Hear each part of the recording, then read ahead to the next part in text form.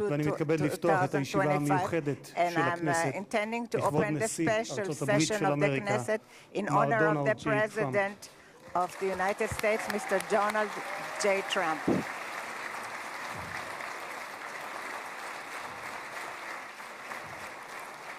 חברות וחברי הכנסת, בטרם נתחיל אני מזכיר שישיבה זו היא ישיבה מיוחדת ולכן לא יהיו בה הפרעות. מי שיפריע יוצא מאולם המליאה ולא יורשה לשוב אליה עד תום הישיבה, לא תהיינה אזהרות. בנוסף, ניתן יהיה למחוא כפיים בישיבה זו כפי שכבר ראיתם. כבוד נשיא המדינה יצחק הרצוג ורעייתו מיכל,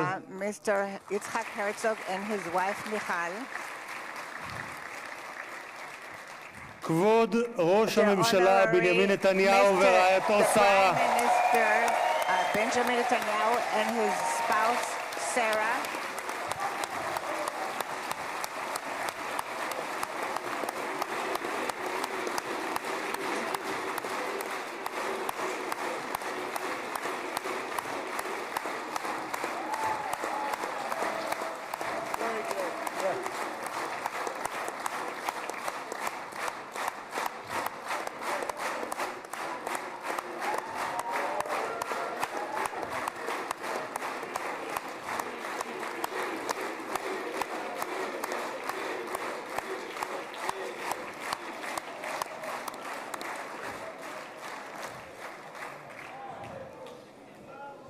ראש האופוזיציה יאיר לפיד ורעייתו ליהי, Mr. Lapid and his wife Lihi, שרים וחברי הכנסת, and Knesset members. Special recognition to Minister Ron Dermer, who led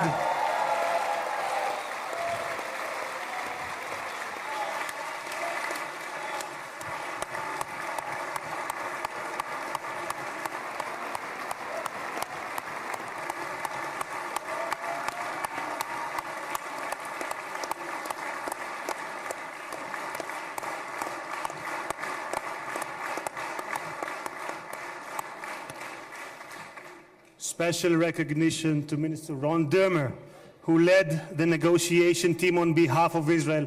Thank you, Ron. Secretary of State Marco Rubio,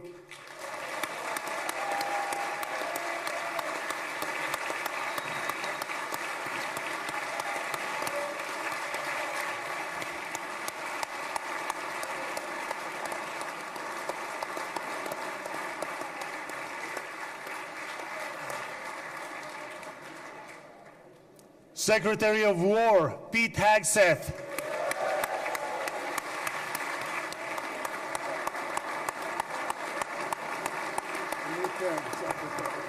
Secretary of War, I like it, I love it. Chairman of the Joint Chiefs of Staff General Dan Kane,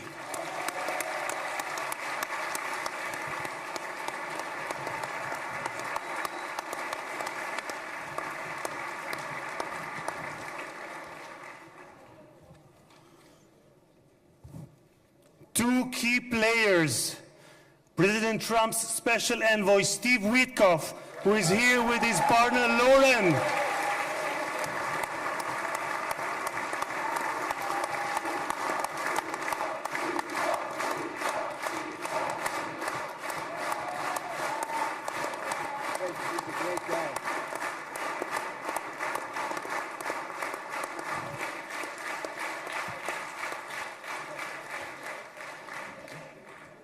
and Jared Kushner, who is here with his wife Ivanka.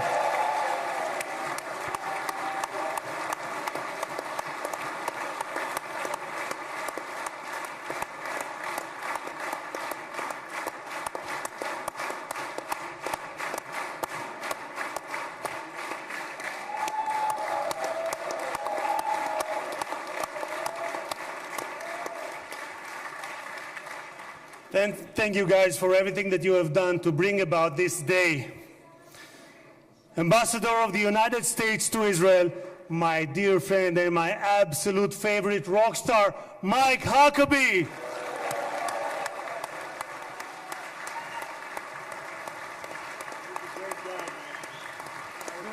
Janet? I don't see Janet. Janet's not in. Janet's not here. Okay. שגריר ישראל בארצות הברית, יחיאל לייטר.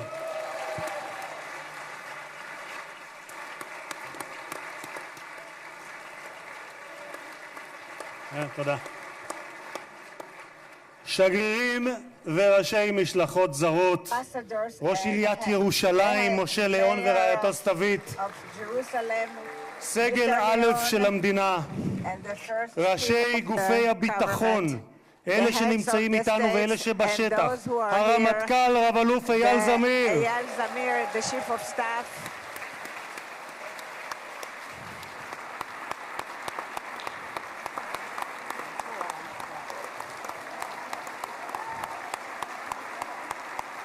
Chief of Staff.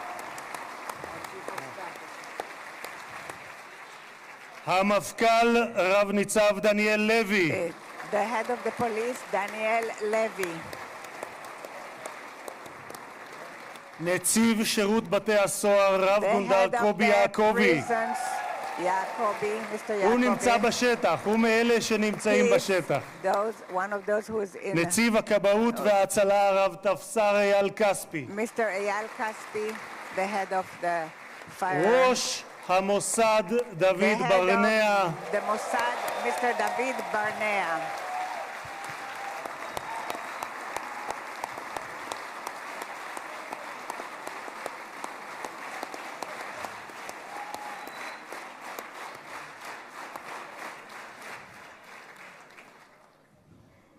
ראש שירות הביטחון הכללי, האלוף במילואים דוד זיני, בהצלחה. General Zini, the head of the General Security.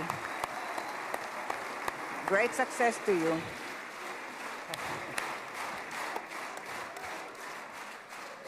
ראש מנהלת החטופים גל The head, הירש, Mr. Gal Hirsch, the head of the headquarters for the abductees.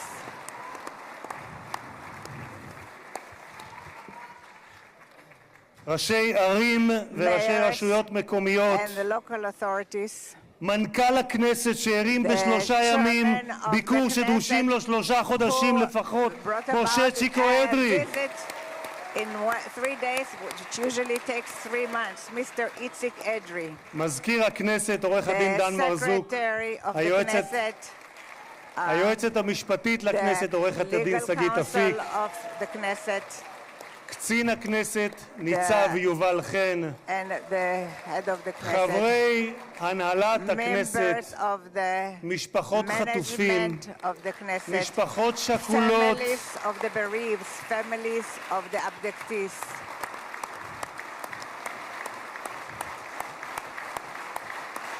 These are the hostage families. And the bereaved families also.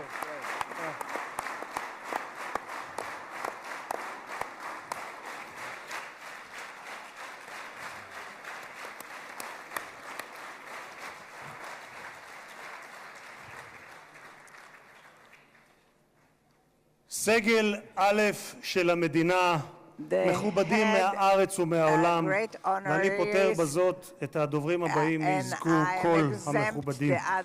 קהל יקר, אזרחי ישראל, יש לי הכבוד המיוחד לברך יחד איתכם את החבר הטוב ביותר שהיה אי פעם למדינת ישראל בבית הלבן.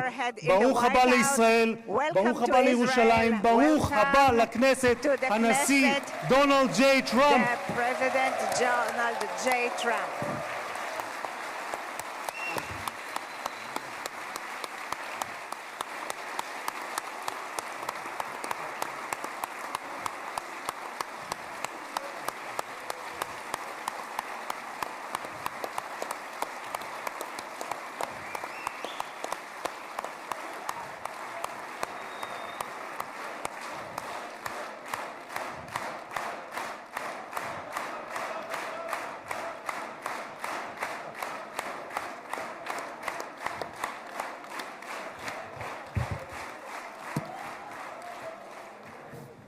אדוני הנשיא, Mr. President, אני מבקש להודות לך I would like to על thank you שהענקת לכנסת את that הזכות you והכבוד granted the להיות Knesset הפרלמנט the הראשון honor מחוץ לארצות הברית that it is the שאתה first מבקר בו parliament בכהונתך that you הנוכחית. are visiting in your במסורת present היהודית term. נהוג לברך In ברגעים the ייחודיים Jewish שכאלה. tradition, we are ברוך used to שנתן bless מכבודו you, לבשר ודם. the one תודה who לך, gives הנשיא us טראמפ. the honor. Thank you very much, Mr. President, President Trump. כבוד הנשיא, לפני 2000 Honorary שנה President, הוגלינו בכוח הזרוע מן 2,000 נחלת years אבותינו, ago, we were אבל exiled בכל from התפוצות our בהן homeland. חיינו, But in all the מעולם לא diaspora that שכחנו we את lived by, ירושלים. we never forgot הלב הפועם של Jerusalem. העם היהודי מאז The נוסדה beating כבירתו heart of the לפני Jewish 3,000 people, שנה, ואליה since it's התפללנו שנה אחר for שנה which we אחר שנה. prayed for year after ולפני 7 year. שנים And 7 היית years ago, אתה, it הנשיא was טראמפ, you, President שבשם Trump, ארצות הברית של אמריקה that in the name of הכרת the United בריבונות States הישראלית of על the ירושלים. United States, you recognized Jerusalem as the אתה capital of מימשת Jerusalem. הבטחה שנשיאים רבים לפניך הבטיחו, אבל רק אתה קיימת. העברת את השגרירות האמריקאית לירושלים השלמה והמאוחדת. תודה לך, הנשיא טראמפ. Thank you very much, President Trump. Thank you very much, President Trump.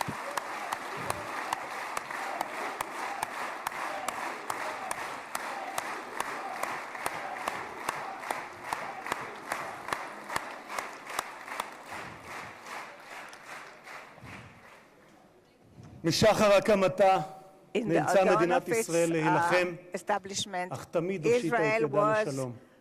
forced to לפני fight, 5 but שנים it always extended הובלת its יחד hand עם to ראש peace. הממשלה נתניהו 7 years את ago, הסכמי you אברהם. led the Abraham זכיתי, Accords, כן, מגיע. and I had the privilege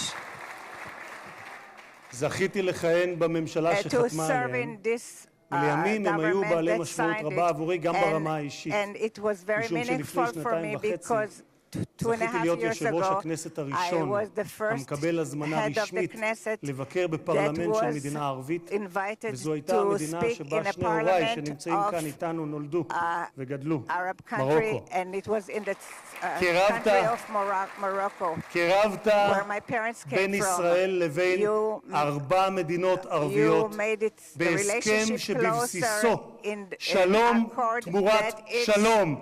תודה לך, הנשיא for טראמפ. peace. Thank you very much, President Trump.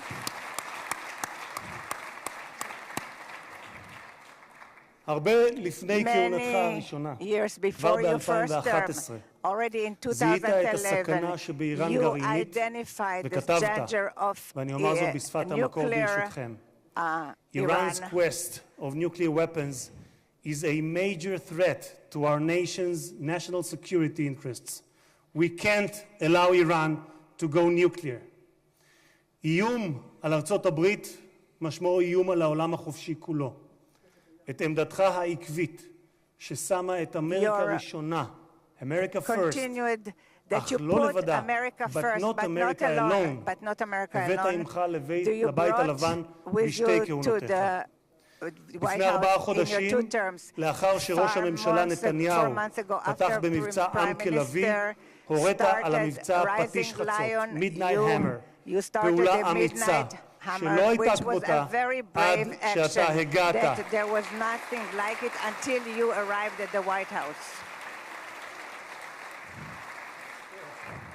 בכך, In אדוני that, הנשיא, Mr. מנעתם President, you שואה prevented גרעינית שאיראן ביקשה להמיט nuclear עלינו holocaust ועל that העולם, Iran wanted to bring מדינה about to the שבפרלמנט world. שלה A country נבחרי in its הציבור parliament, זועקים its מוות elected לאמריקה, officials מוות לישראל. cry death to America והיום and death to אנו יכולים Israel. לומר And today we can למשטר say האייתולות to באיראן, the Ayatollahs לא יהיה rule in נשק גרעיני. the תודה Iran לך, will הנשיא not טראמפ. have nuclear power. Thank you, President Trump.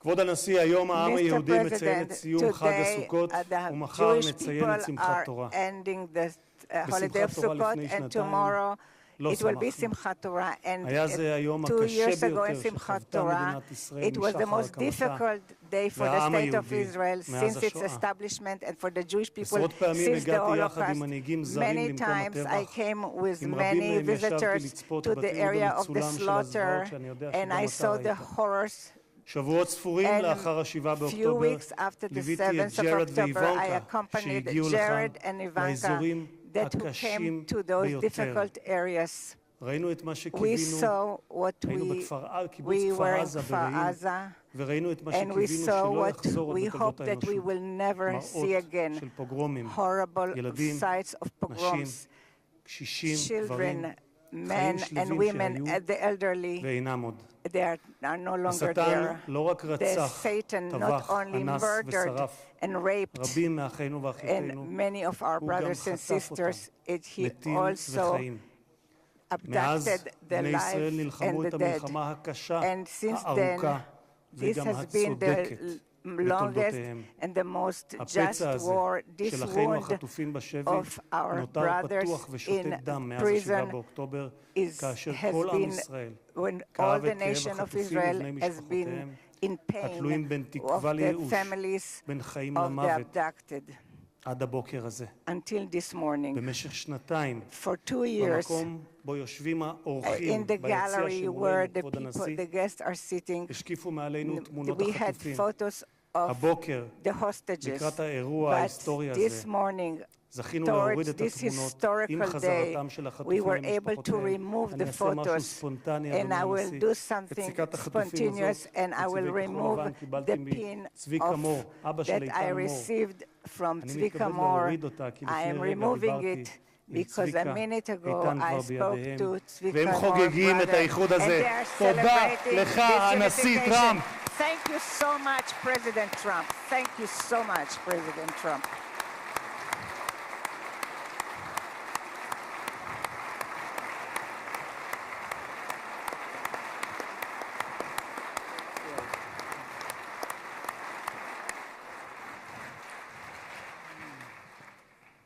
Mr. President, you stand before the people of Israel not as another American president, but as a giant of Jewish history, one for whom we must look back 2.5 millennia into the mists of time to find a parallel, Cyrus the Great.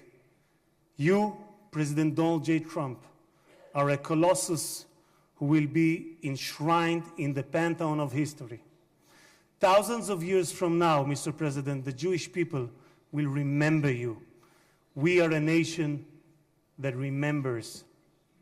Far from being a local struggle, what we are witnessing is a global struggle, a global battle between the forces of extremism, radicalism, and fundamentalism, and those of freedom, liberty, and democracy.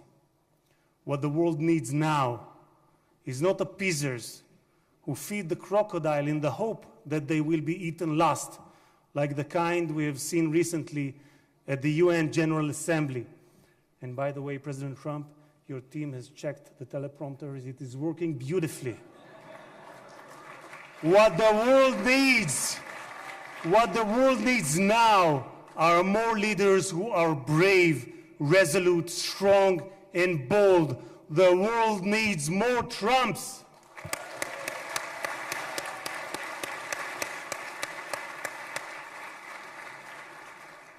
Mr. President, with your permission, I would like to take this moment to address Prime Minister Netanyahu.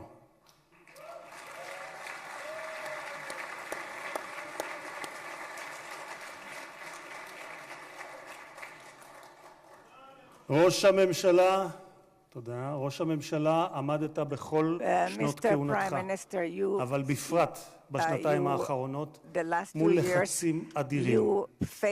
סטיב וויטקוף, שליחו המיוחד של הנשיא טראמפ, שלחם יחד איתך בשוחות על החזרת החטופים, אמר עליך, העבודה הקשה באמת הייתה של ראש הממשלה. הוא זה שהיה צריך לקבל החלטות קשות, עד כמה להיות קשוחים מול חמאס ומתי לגלות גמישות. היו רגעים שחשבתי, כך אומר ויטקוף, שעליכם להתגמש יותר. אבל האמת היא שכעת, במבט לאחור, אני חושב שלא היינו מגיעים לנקודה הזו אם ראש הממשלה נתניהו לא היה פועל כפי שפעל.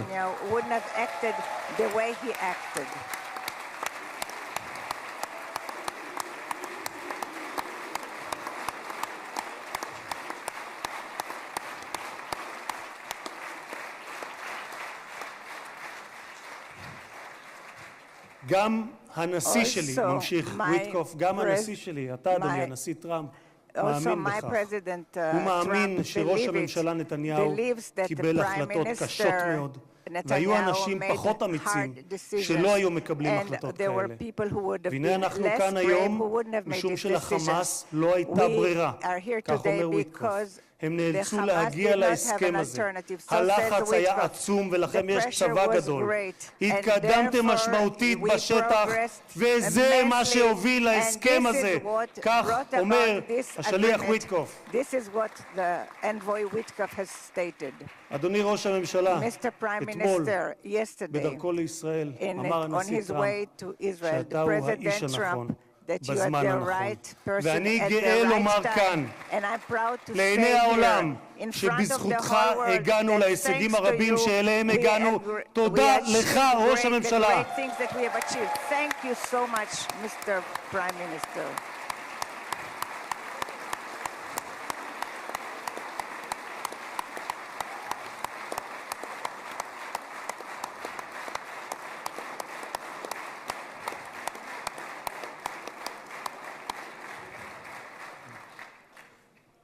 ביום הזה נודה מלב האומה וממעמקי הנפש הלאומית לחיילי צה"ל האמיצים,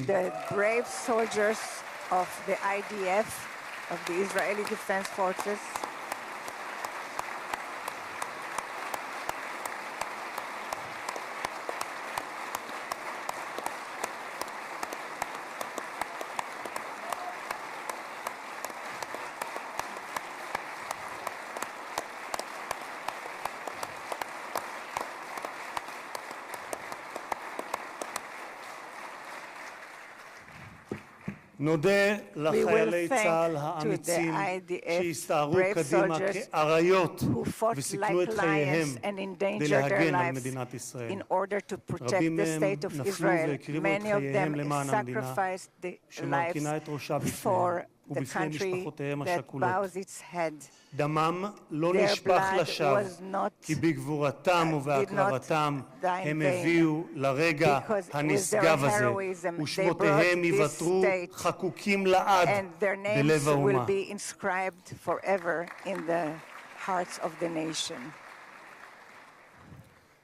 President Trump, you are the president of peace. There was not a single person on this planet who did more than you to advance peace. No one even came close.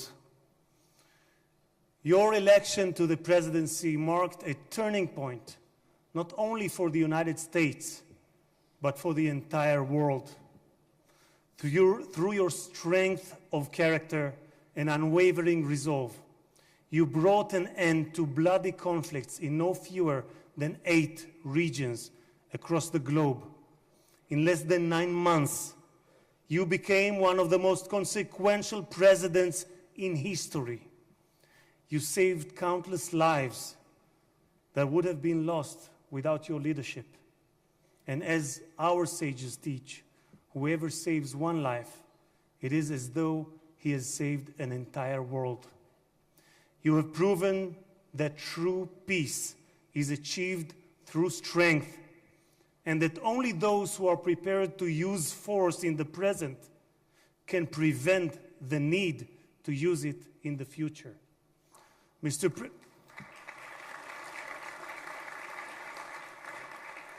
President, you, more than any other individual, are deserving of the highest recognition for your efforts in promoting peace. Therefore, I hereby announce that together with our good friend, Speaker of the House, Mike Johnson, we will rally speakers and presidents of parliaments from around the world to submit your candidacy for the Nobel Prize, Peace Prize next year. There is no one more deserving than you, President Trump. No one.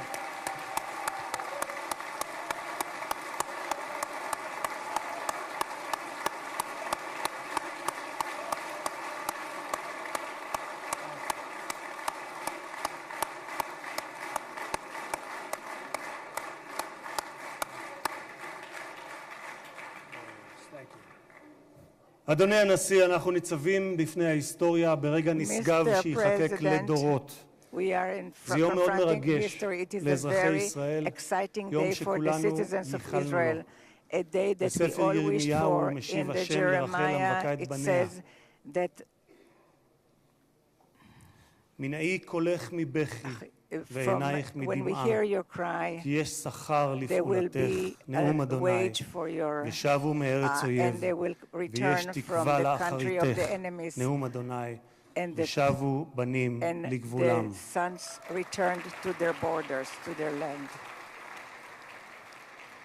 אני מבקש לאחל מכל ליבי החלמה מהירה ושלמה לפצועים ולחטופים השבים. כמה טוב שבאתם הביתה. How happy we are and how good it is that you are back home. הנשיא טראמפ, מי ייתן והעושה שלום במרומיו יברך אותך, נשיא השלום, את ארצך ואזרחיה, את משפחתך וכל היקרים לך, ויעשה שלום עלינו ועליכם. May God bless you, President Trump. May God bless the United States of America, and may God bless the state of Israel. תודה רבה וחג שמח.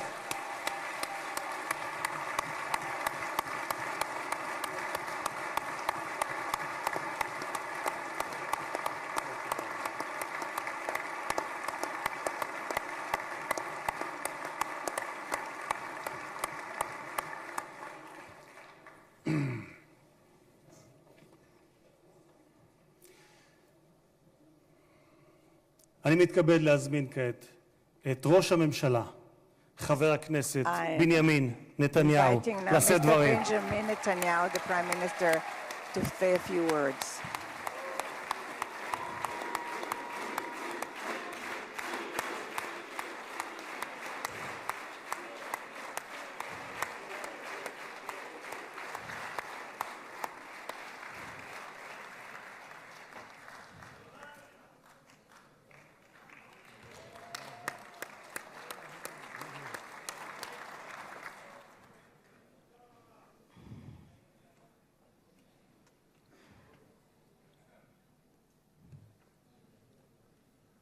מכובדי הנשיא הרצוג ורעייתו מיכל, President Herzog and his wife Michal, מכובדיי הרבים, and the great honorary guests, ובראשם and headed by ידידנו הגדול, our great friend, נשיא ארצות הברית, the President of the United הנשיא States, דונלד ג'יי טראמפ. Donald J. Trump.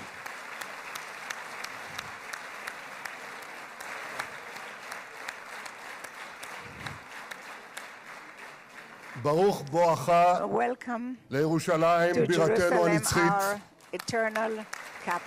ברוך בואך לישראל ביום המרגש הזה שיחקק בתולדות עמנו. וגם אתה הנשיא תחקק בתולדות עמנו, כי כבר נחקקת בתולדות האנושות, אבל אנחנו, כפי שנאמר, זוכרים את ידידנו, ואנחנו יודעים את חלקך החשוב והמכריע להחזרת יתרת חטופינו. ביום הזה, שהתבשרנו עכשיו, רק לפני שעה קלה, שכל חטופינו החיים שבו אלינו. איזו התרגשות.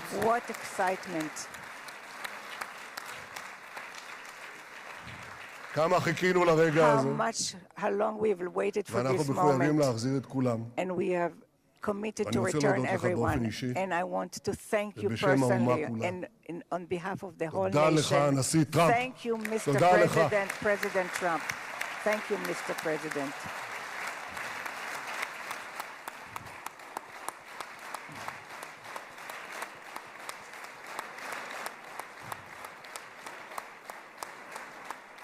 Now, I know that the teleprompters are working well, though I'm not using them. But I'm not sure about the translation. So I'll say words in English. President Trump, the Knesset welcomes you and your distinguished delegation to Jerusalem, our eternal capital. This is your first visit to Israel since you recognize Jerusalem as our capital and moved the embassy here. Thank you, President Trump, for that.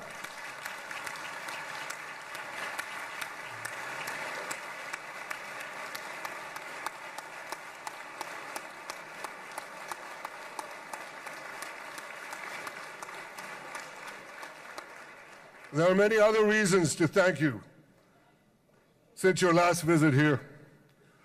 Thank you for recognizing Israeli sovereignty over the Golan Heights.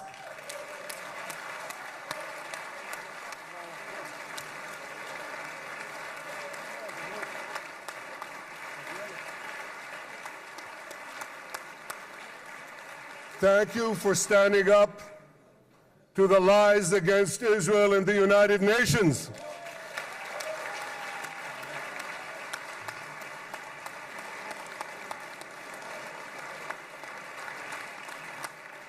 Thank you for recognizing in your 2020 peace plan our rights in Judea and Samaria, the ancestral homeland of the Jewish people.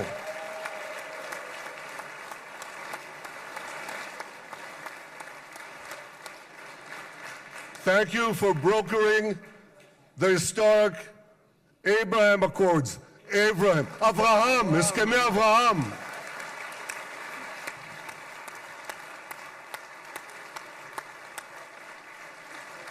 Thank you for withdrawing from the disastrous Iran nuclear deal.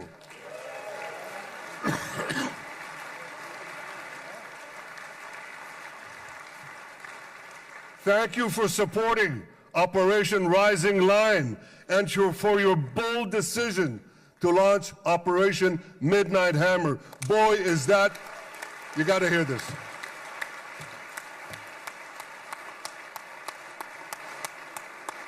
This is the most fitting name ever named for a military operation, because a little after midnight, you really hammered them.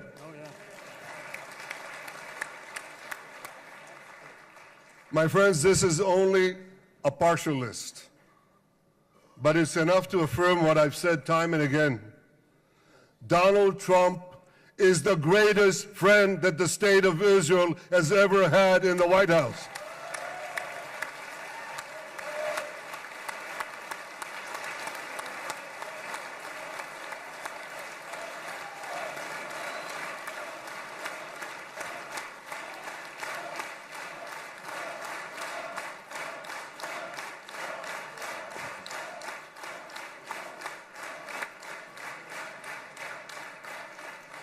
No American president has ever done more for Israel.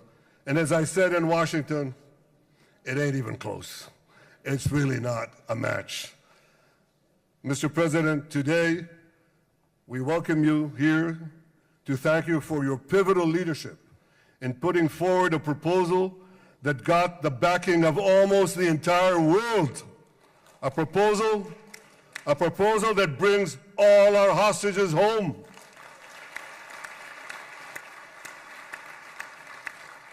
A proposal that ends the war by achieving all our objectives. A proposal that opens the door to an historic expansion of peace in our region and beyond our region. Mr. President, you are committed to this peace. I am committed to this peace. And together, Mr. President, we will achieve this peace. We've done it before. We've done it before in the Abraham Accords, and we'll do it again. Mr. President, today the Jewish calendar marks the end of 2 years of war. That war began on October 7th, on the Jewish festival of Simchat Torah. You always tell me, and you tell the world, remember October 7th. Mr. President, we remember. We remember the thousands of Hamas terrorists who stormed into our towns and kibbutzim. We remember the 1,200 people Hamas savagely slaughtered in cold blood, including dozens and dozens of Americans. We remember entire families burnt alive as they embraced each other. We remember the beautiful young Israelis brutally gunned down at the Nova Music Festival. We remember the hundreds of our citizens who were dragged into the dungeons of Gaza, including 12 Americans, men and women, young and old, babies and elderly Holocaust survivors. My friends, Mr. President, Donald, these monsters take babies as hostages. In response to this barbaric attack on October 7th, Israel did what it had to do. With indomitable courage, we set out to defend our people, to defeat our enemies, and to release our hostages. Our heroic soldiers fought like lions. They fought on the front lines of civilization and barbarism. Israel achieved amazing victories over Hamas and the entire Iran terror axis. Sinwar, Def, Hania, Nasrallah, Assad, they're all gone.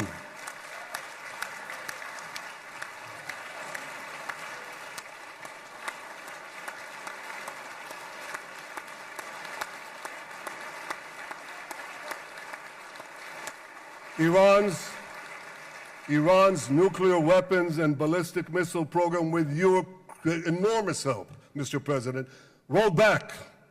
Half the Houthi leadership wiped out. But the price of this victory, the price of these victories, has been heavy. Nearly 2,000 of Israel's finest were lost, nearly half in battle.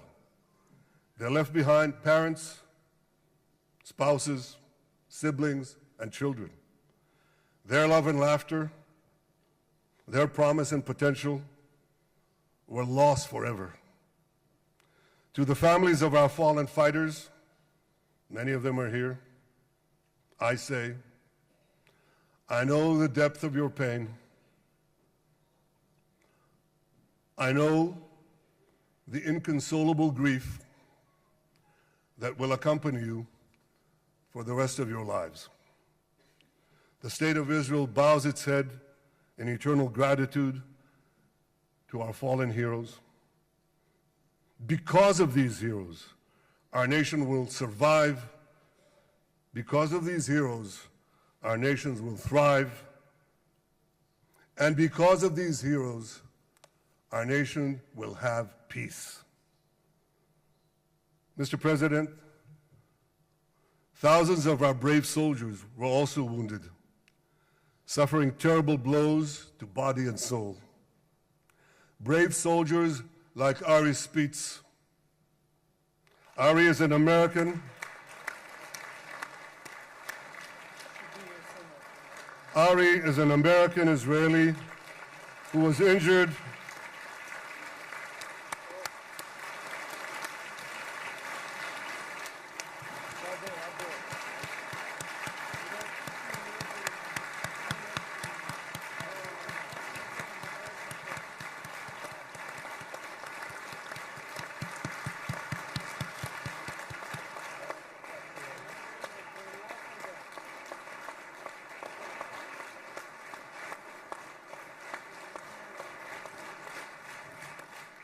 Ari is an American Israeli who was injured in Gaza while searching for Hamas terrorists and weapons. 2 of Ari's comrades were killed in this action, and 10 were injured.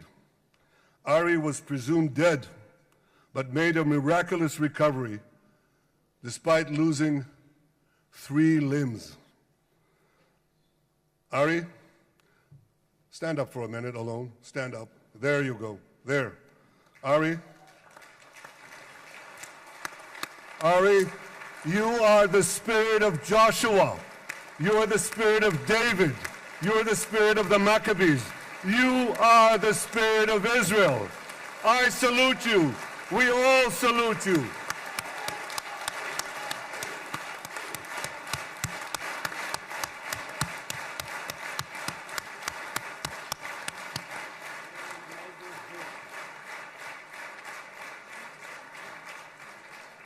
Sabine Tassa of Kibbutz Netiv HaAsara is watching us today from the Israeli consulate in Los Angeles.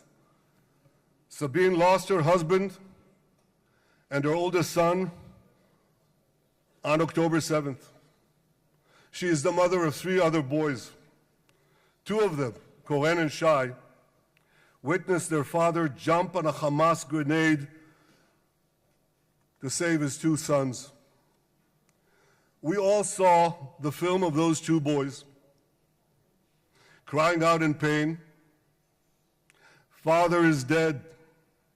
Why? Why did God save me?" Mr. President, my friend Donald, I've seen some very tough things in my life. But I couldn't bring myself to watch those boys suffering again. So I didn't see this film except once.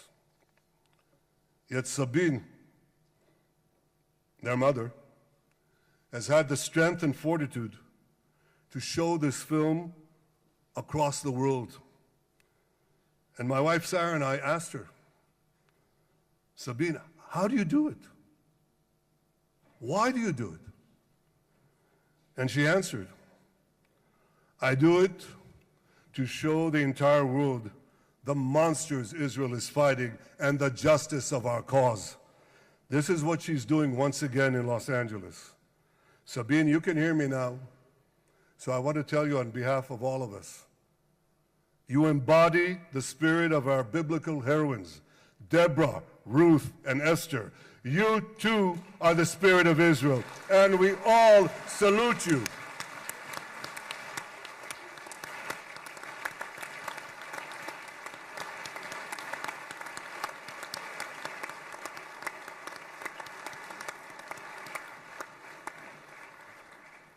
Mr. President, you asked me on our many conversations during the 12-day war with Iran, you asked me, how are the people holding up?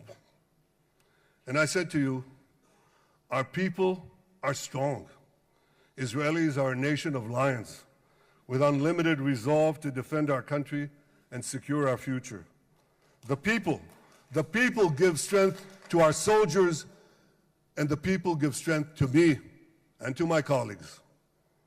The Jewish people have risen from the ashes time and again, but when we formed the State of Israel and the Army of Israel, we pledged never again would be defenseless against our enemies. And that resolute strength not only assures our survival, it assures our future, it assures peace. We have paid a high price for this war, but our enemies now understand just how powerful and just how determined Israel is. They understand that attacking Israel on October 7th was a catastrophic mistake. They understand that Israel is strong and that Israel is here to stay. And this, Mr. President, is the indispensable foundation of peace. Peace through strength. Ladies and gentlemen, this is a momentous day, a day of great joy as the remaining hostages come home. My wife Sarah and I have met with the hostage families many times. There were no words to describe their agony, only tears of bottomless sorrow and unimaginable pain. At the beginning of the war, I promised to bring all the hostages home.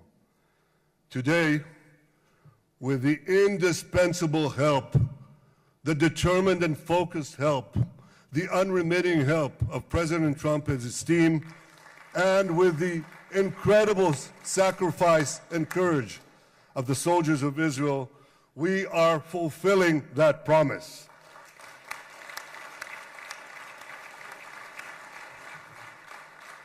It has been a long journey to get here.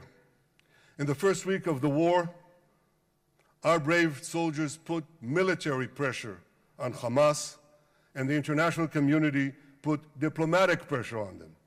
This enabled us to secure the release of over 100 hostages.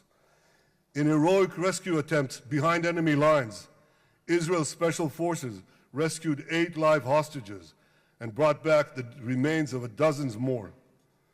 But as time went on, we all know what happened. The diplomatic pressure was turned on its head. More and more governments bought into Hamas's false propaganda. More and more governments succumbed to anti-Semitic mobs in their own countries. They just turned on Israel. They called for us to surrender to Hamas demands, just leave Gaza immediately, they said, end the war without committing to disarm Hamas, without committing to demilitarize Gaza. Had Israel succumbed to those demands, not only would Sinwar, Nasrallah, Assad, and Iran's missile and nuclear program remain intact. Not only that, because in no time, the Hamas killers would be back on the border fence, ready to repeat the horrors of October 7th again and again, as they vowed to do. But just at that point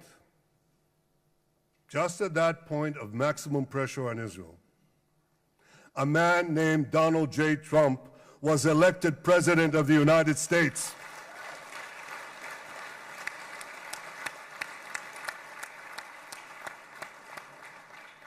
And ladies and gentlemen, overnight,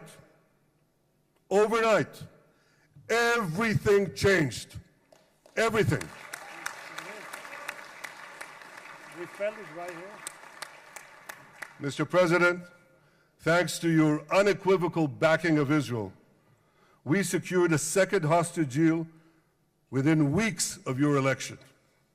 And in the months that followed, we worked closely together to forge a path to bring the remaining hostages home and end the war.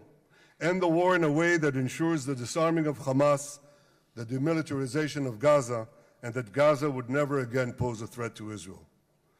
2 months ago, you fully backed my decision to send the IDF into the last Hamas stronghold in Gaza City. You shared my view that this military pressure would help free the hostages.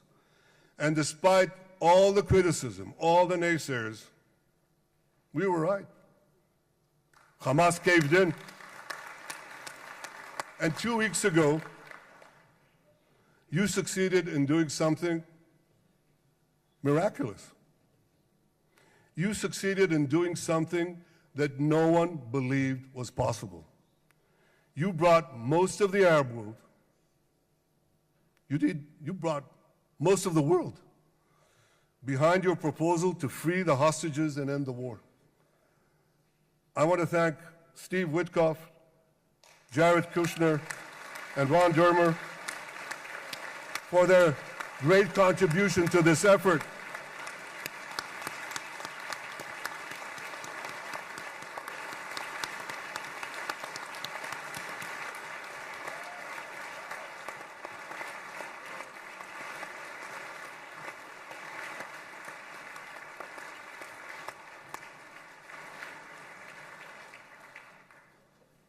And I want to thank our negotiating team.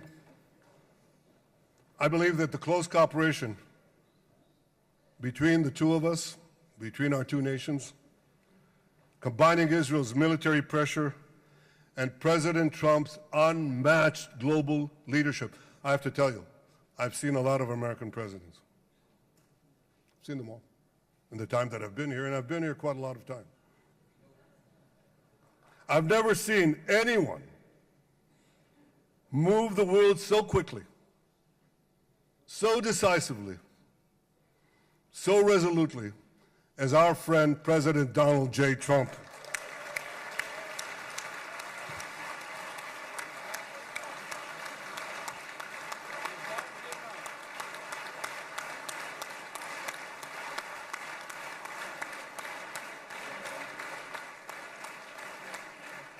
With our military pressure and President Trump's global leadership, we achieved this historic moment. It's a moment of indescribable joy as our nation embraces our sons who are coming home. Mr. President, this week, Jews around the world are going to read the book of Ecclesiastes, Kohelet, in the Bible.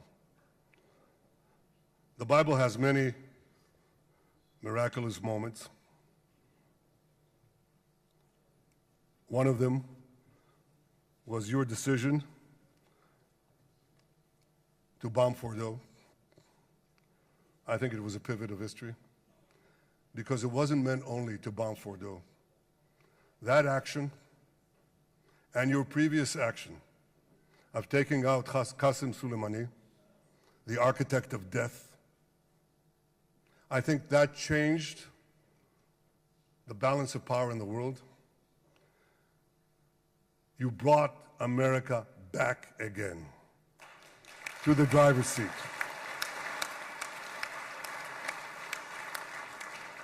Now, I said that we're going to read this week the book of Ecclesiastes.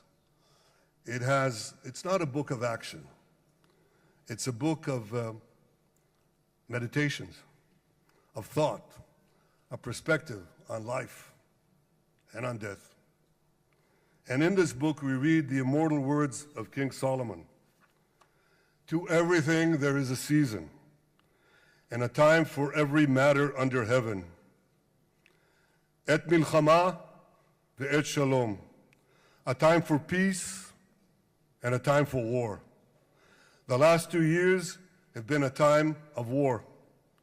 The coming years will hopefully be a time for peace.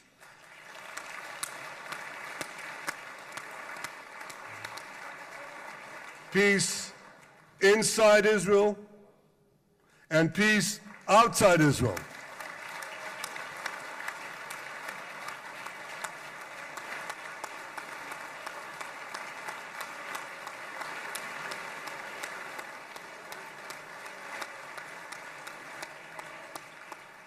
I look forward to continuing marching with you on the path we paved together with the Abraham Accords. Under your leadership, we can forge new peace treaties with Arab countries in the region and Muslim countries beyond the region.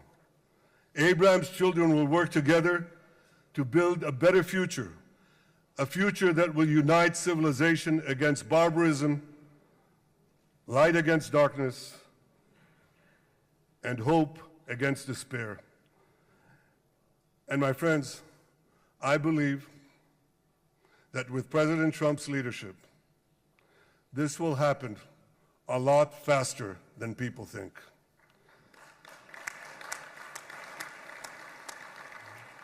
As Prime Minister of Israel, I extend my hand to hold those who seek peace with us.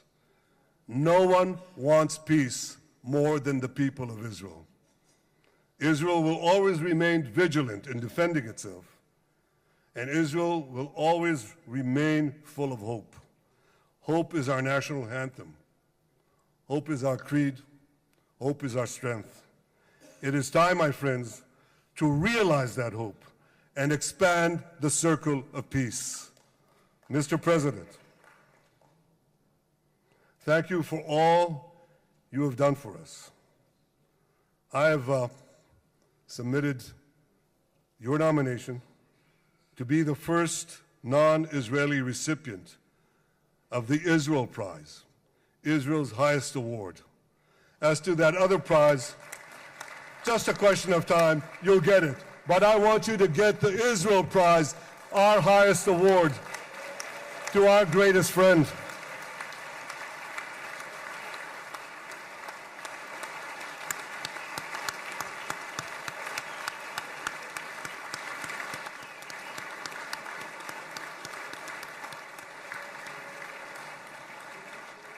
When others were weak, you were strong. When others were fearful, you were bold. When others abandoned us, you stood by our side. On behalf of the government and people of Israel, I thank you for your extraordinary friendship. Thank you for helping bring our hostages home. Thank you for supporting Israel's march to victory. Thank you for paving a path to peace. מכובדי נשיא ארצות הברית, ידידי דונלד, ברוך הבא לישראל, ברוך הבא לירושלים, ברוך הבא ביום המרגש הזה, שהחיינו וקיימנו והגיענו לזמן הזה.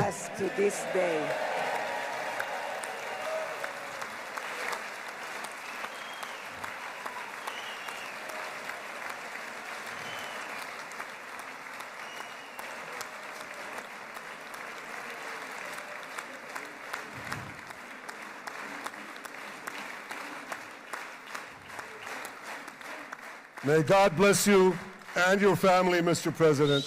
May God bless America. May God bless Israel. And may God bless the covenant between our two promised lands. Thank you, Mr. President.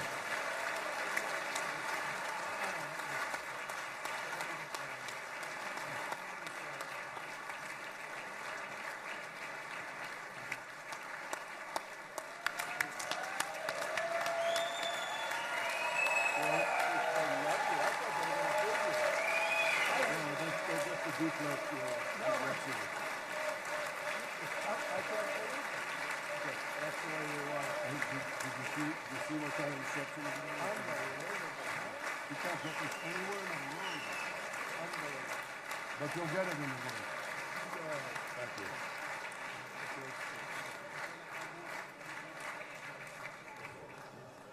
The President. Where? Oh, you're the last speaker.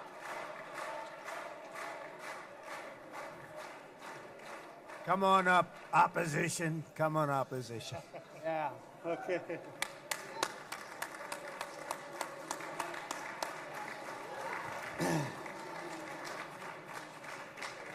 אני מתכבד להזמין כעת את ראש האופוזיציה, חבר הכנסת יאיר לפיד.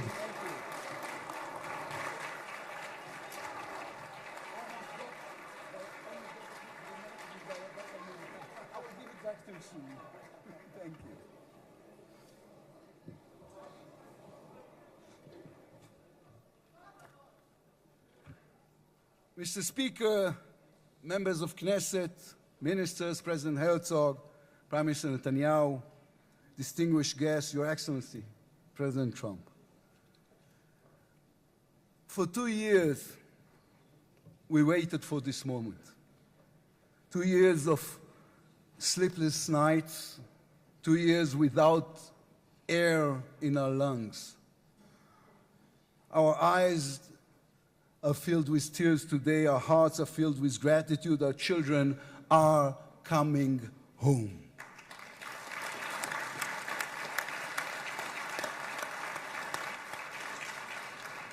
In the Babylonian Talmud, a sacred book of the Jewish people, it is written, whoever destroys one life, it is as though he destroyed an entire world, and whoever saves one life, it is though as he has saved an entire world. Mr. President, you have saved the lives of our hostages.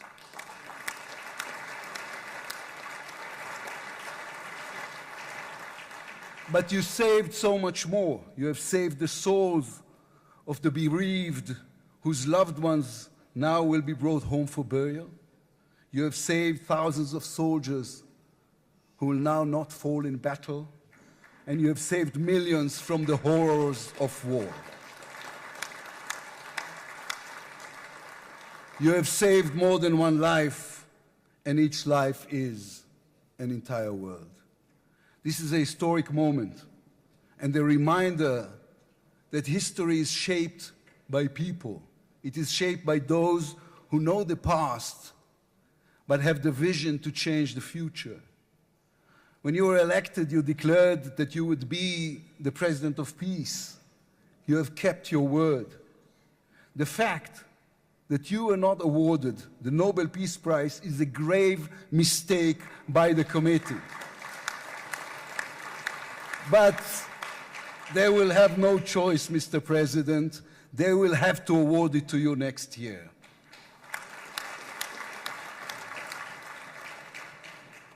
Peace will not come by waiting. It will come by building, by reaching out, and by daring once again to believe. You, Mr. President, have done the unimaginable. We will be eternally grateful. But we also need to take responsibility. The destiny of Israel will always be written by the people of Israel. We must now prove ourselves worthy of what has been achieved. From its founding, Israel has said to the world that our strength, our power, rest upon our values. Israel is the strongest country in the Middle East because we are the only democracy in the Middle East. Because we believe in the principles laid in our Declaration of Independence, which says Israel will ensure complete equality of social and political rights to all its inhabitants, irrespective of religion, race, or sex. It will guarantee freedom of religion, conscience, language, education, and culture. It will safeguard the holy places for all religions. Those are our values. That is who we are as people, as a country. Our neighbors must understand one more thing about us. We are not going anywhere. The Middle East is our home. We are here to stay. Our story did not end in the Bible. It began there.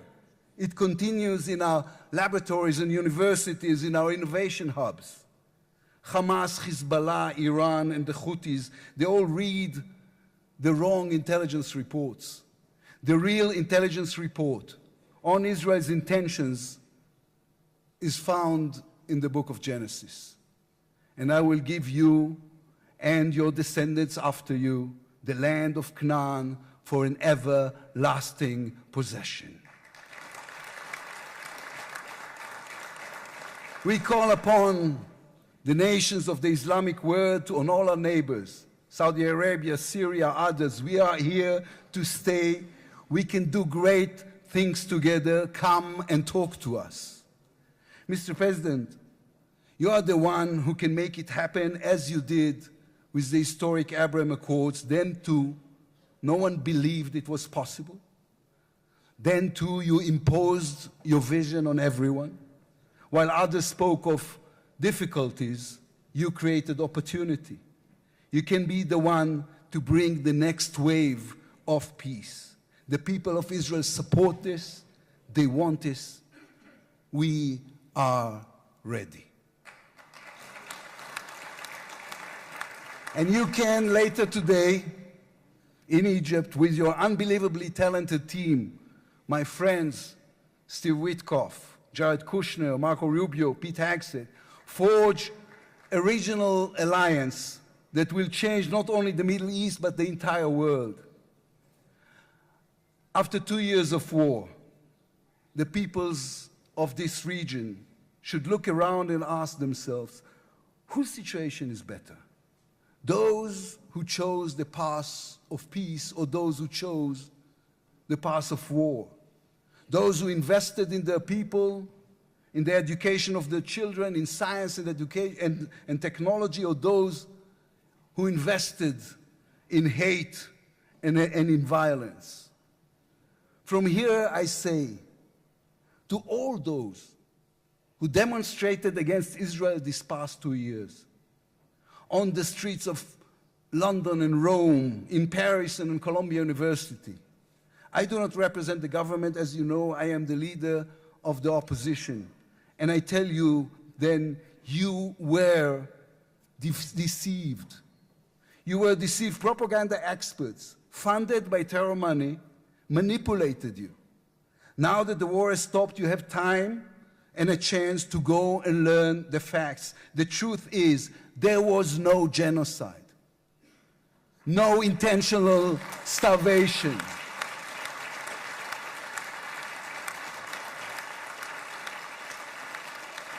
The truth is, there was an army and a country fighting in the most complicated conditions imaginable against terrorists who send their own children to die for a follow-up, who use their own children as human shields.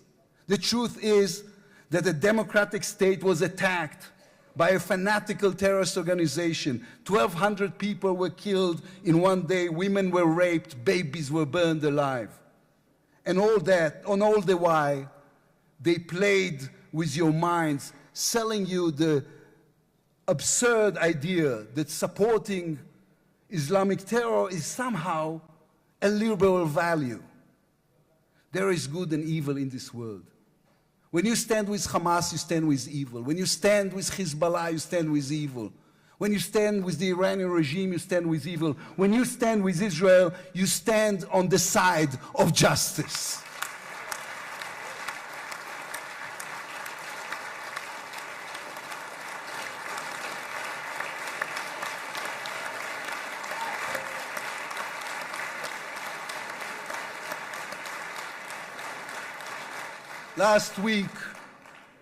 Last week I attended the 7th October memorial ceremony.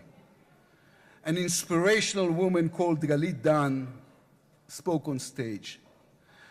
Galit had a daughter, Noya, a 13-year-old girl who was autistic like my daughter. And Noya was full of light. She loved Harry Potter. On that dark day, Noya was sleeping at her grandmother's, Carmela's house in Kibbutz Nir Oz. Carmela was 80 years old. Their bodies, grandmother and granddaughter, were found embraced. They were murdered together. On stage at the ceremony, Galit said a sentence that moved us all. We don't want revenge, she said.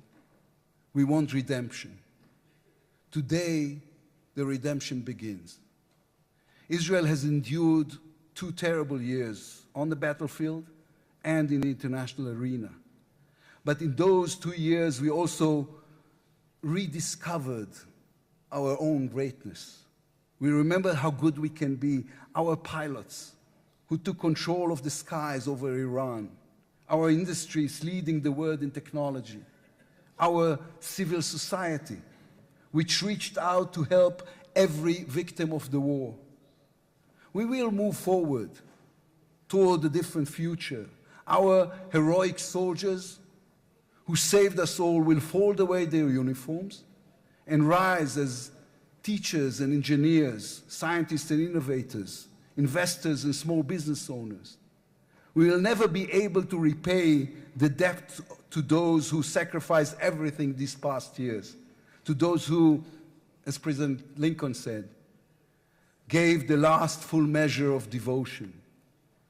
We can only be worthy of them, worthy of their sacrifice. Mr. President, allow me to speak also to the businessman in you, the deal maker who understands value. If there were one stock in the world I would invest in today, it is the State of Israel. If there were one nation that deserves unrestricted access to GPU chips, to AI and SMR technologies, to American markets, it is the State of Israel. Israel's future is intertwined with our eternal alliance, our strategic and moral covenant with our greatest friends, the United States of America. This war is over. We will always need to stay vigilant, to guard against those who seek our destruction. But the State of Israel is about to reinvent itself. The challenges ahead demand not only strength, but a new vision. It's time to take a new path, to be a nation that is advanced and thriving and peace-seeking. We have waited for this moment, for the end of the war, for the return of the hostages, for the chance to rechannel our grief and loss into the energy needed to rebuild our nation. Thanks to you, Mr. President. Thanks to our soldiers, our lions. Thanks to the millions of great Israeli patriots who filled the streets and the square and never, not for one moment, gave up on the hostages. Thanks to all of them, the strength within us can now rise, succeed, and build for our future and for our children. Thank you very much. God bless the United States of America. Am Israel Chai.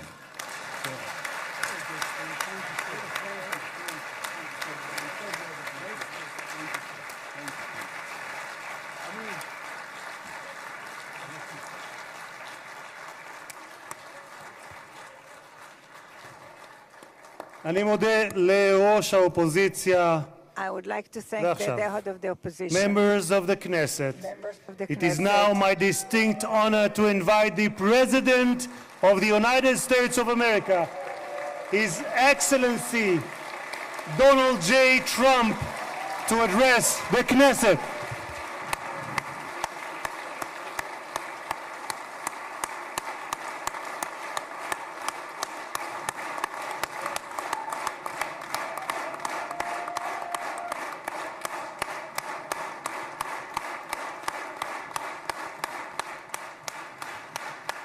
Thank you very much. Thank you. Thank you very much, everybody. It's a great honor. Nice place. Very nice place. Mr. President, Mr. Prime Minister, Mr. Speaker, esteemed members of the Knesset and cherished citizens of Israel, we gather on a day of profound joy, of soaring hope, of renewed faith, and above all, a day to give our deepest thanks to the Almighty God of Abraham, Isaac, and Jacob.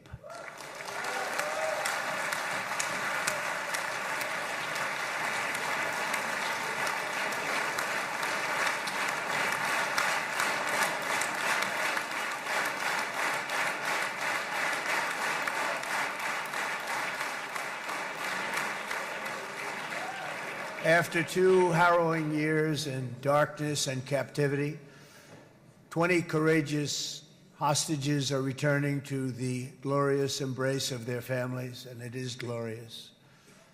28 more precious loved ones are coming home at last to rest in this sacred soil for all of time. And after so many years of unceasing war and endless danger, today the skies are calm, the guns are silent, the sirens are still, and the sun rises on a holy land that is finally at peace, a land and a region that will live, God willing, in peace for all eternity.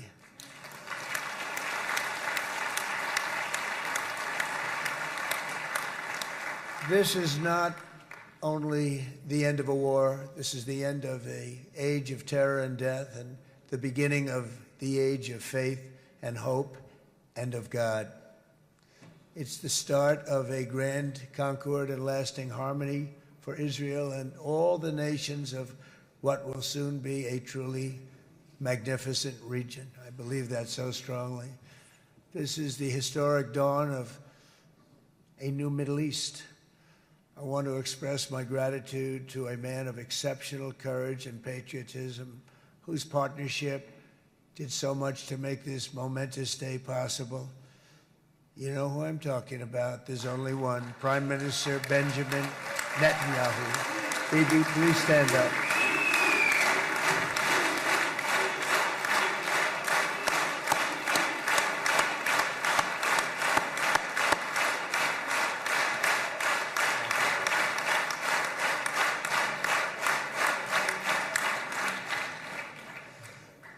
And he is not easy, I want to tell you.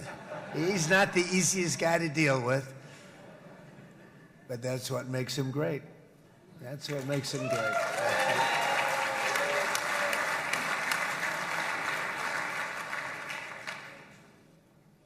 Thank you very much, baby. Great job.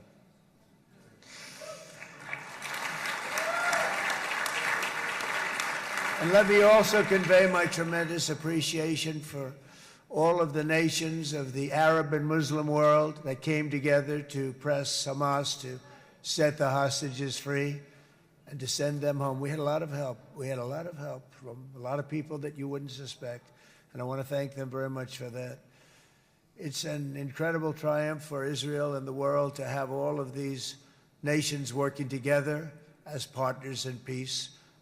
And it's pretty unusual for you to see that, but it happened in this case. This was a very unusual point in time, a brilliant point in time. Generations from now, this will be remembered as the moment that everything began to change, and change very much for the better. Like the USA right now, it will be the golden age of Israel and the golden age of the Middle East. It's going to work together. I'd like to thank several great American patriots for their invaluable help in getting something done that almost everyone thought was absolutely impossible. We were wasting our time. So many people said, "You're just wasting your time." But we weren't, because we had talented people working with us, and we had people that loved your country, and frankly, people that loved the region. They loved the Middle East. I want to thank my friend Steve Witkoff.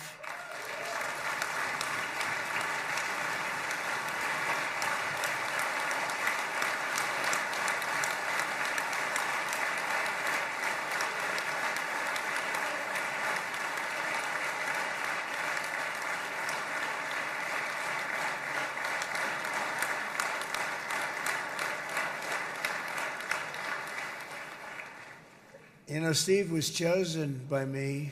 He never did this before, but I knew him as a few things. He was a great businessman, but I know a lot of great businessmen, to be honest with you. He had tremendous negotiating skills, but I know a lot of people that negotiate pretty well, although it is an art. But there are people that can negotiate pretty well. But most importantly with Steve, he's just a great guy. Everybody loved him. Everybody. I mean, I know some negotiators that are so good, but you wouldn't have had peace in the Middle East. It would be in World War III right now with some of these guys. Everybody loves Steve, and they respect him, and they somehow can relate to him. I've known him for many years, and I've seen it over and over again. להוציא את חבר הכנסת עודה, להוציא אותו מהאולם, להוציא אותו מיד, החוצה, החוצה. Please expel this Knesset member. Please expel this Knesset member. להוציא גם את חבר הכנסת כסיף. להוציא את חבר הכנסת כסיף מהאולם. Expel Knesset member Kasif out of the hall. Please expel him immediately.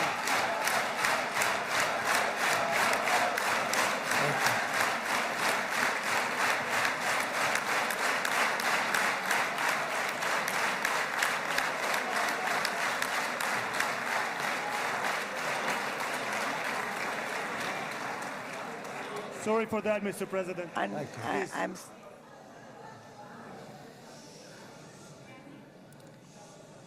That was very efficient.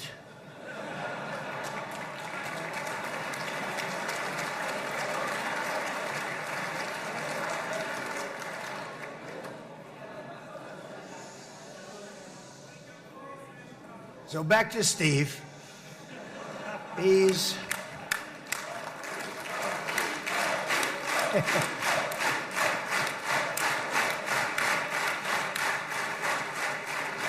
But I tell one story because he was so involved, and then we called in Jared. We need that brain on occasion. We got to get Jared in here. We got to get a certain group of people. But Steve started this all by himself. I call him Henry Kissinger, who doesn't leak.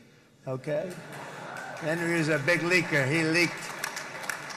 Steve doesn't leak. Steve just wants to get the job done. He wants to do what's right. But I'll give you just a quick story because, as you know, he's working on the war with Russia and Ukraine, a war that would have never happened if I were president. A shame. 7,000 young soldiers a week are being killed. More than that this last week. It's a shame. that it never happened, but it did happen, and we won the race, and I took over this horrible war that's been raging, and I thought it would be easily settled. I thought it was a hell of a lot easier than doing what we just did very successfully with Israel and a lot of other people. But this came first, and we'll get that one. But I set up a meeting for him to meet with President Putin, thinking it would be a 15 or a 20-minute meeting. Steve had no idea about Russia, had no idea about Putin too much, didn't know too much about politics, wasn't that interested. He was really good at real estate, but he had that quality that I was looking for, and I didn't see it around in too many ways. And I set up the meeting with Putin, and I called. I said, is Steve finished yet? That was about a half an hour into the meeting. No, sir, he's not. He's still inside. This is in Moscow. I said, well, how's he doing? I don't know, sir. He's still inside. I called up an hour later. Let me speak to Steve. Sir, he's still with Putin. He's with President Putin. I said, wow, that's a long meeting, 1 hour. I called up an hour later. He was still with Putin. 3 hours later, he was still with Putin. 4 hours later, he started to get the word that he was going to be coming out soon. And in 5 hours, he came out. I said, what the hell were you talking about for 5 hours? And he says, just a lot of interesting things. We're talking about a lot of interesting things, including what he went in there for, but you can't talk about it for 5. You can talk about it for a certain period of time, and you know what you're getting.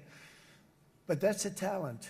That's a talent, where you can do that. Most people I'd send in, number one, they wouldn't be accepted. Number two, if they were, the meeting would last 5 minutes, and that's what happens with Steve. Everybody loves him. They love him on this side. They love him on the other side. And he really is. He's a great negotiator because he's a great guy. So thank you very much, Steve, very much.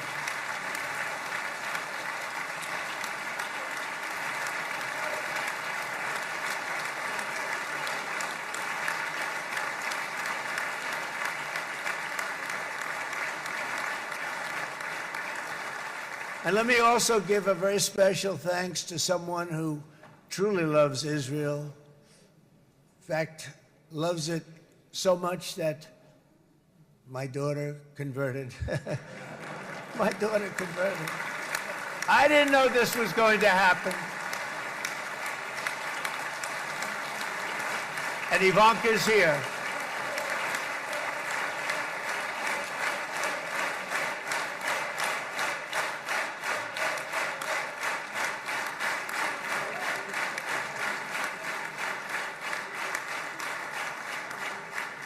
And Bibi, you do know this was not in the cards for me. You understand that. And she is so happy, and they are so happy. At least I think they're happy. If they're not, we have a big story, right? No, they have a great marriage, and they get along great. They're best friends. They have a very special relationship. But Jared has been so helpful. He really did something very special. He established the Abraham Accords with a group of very wonderful people. I like calling it the Avraham Accords, because people that, right? Avraham. It's so cool. It's so much sort of nicer, you know? The Abraham versus the Avraham.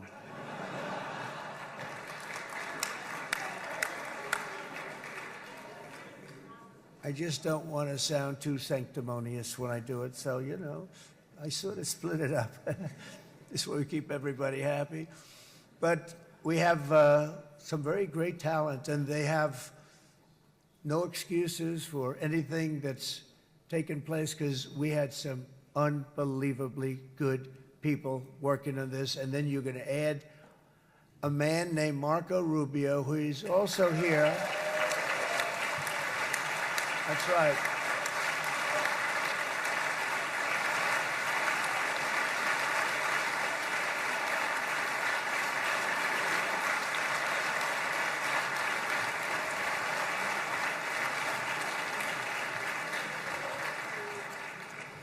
And I have a prediction that Marco will go down, I mean this, as the greatest Secretary of State in the history of the United States. I believe that.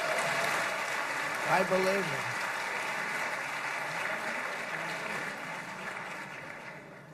it. And he and I, we really fought it out. You remember, he was tough. He was nasty. Who the hell thought this was going to happen, Marco, right? And now I'm saying he's going to go down as the greatest. He will. He was always smart and sharp, and people respect him. And then we have somebody who's young, but an unbelievable leader. I saw it a long time ago, and he's turned out to be even better than we thought. Right, Susie? I think even better. And that's Pete Hegseth, who is our Secretary of War, formerly Secretary of Defense.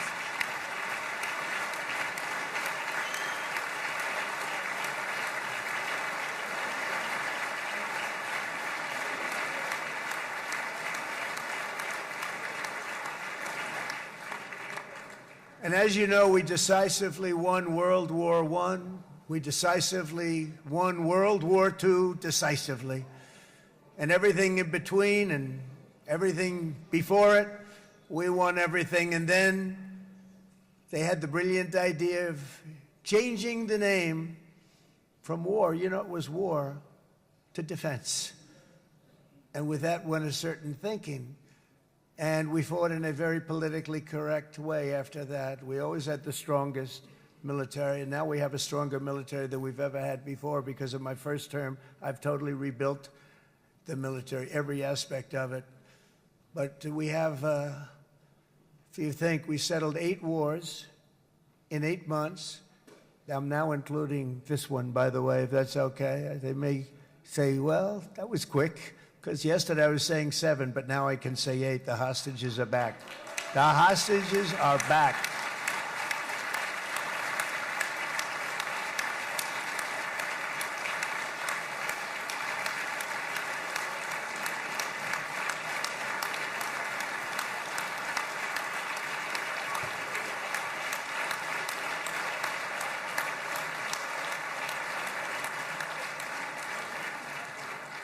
It is a good feeling. Isn't that nice to say? I just said the hostage. First time I said the hostages are back. It feels so good to say it. But when you settle 8 wars in 8 months, that means you don't like war. Everyone thought I was going to be brutal. In fact, I remember Hillary Clinton during a debate, she said, look at him, he's going to go to war with everybody. And actually, she said, he's got a personality that's all about war. No, and my personality actually is all about stopping wars. And it seems to work. It seems to work. But it also means this name change in our attitude that we're not going to go into a war. But if we do, we're going to win that war like nobody has ever won a war before. We will not be politically correct, but we're not going to be there.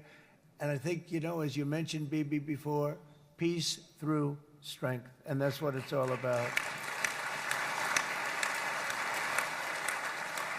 The United States has the greatest and most powerful military in the, right now, history of the world. I can tell you we have weapons that nobody's ever dreamt of. I only hope we never have to use them.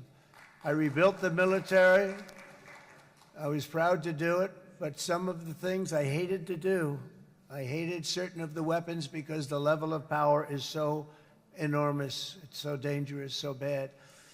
But we have to do what we have to do. We make the best weapons in the world, and we've got a lot of them. And we've given a lot to Israel, frankly. And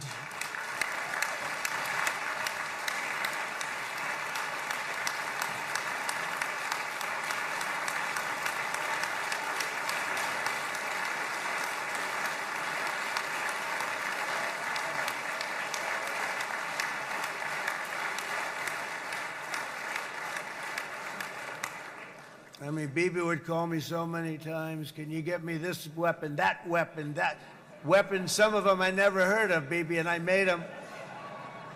But we'd get them here, wouldn't we? And they are the best. They are the best. But you used them well. It also takes people that know how to use them. And you obviously used them very well.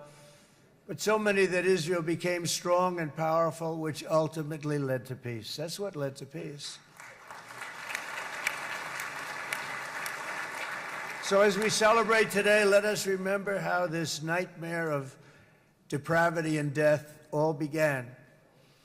2 years ago, on the eve of the Simchat Torah holiday, thousands of innocent Israeli civilians were attacked by terrorists, and one of the most evil and heinous desecrations of innocent life the world has ever seen, the worst slaughter of Jews since the Holocaust.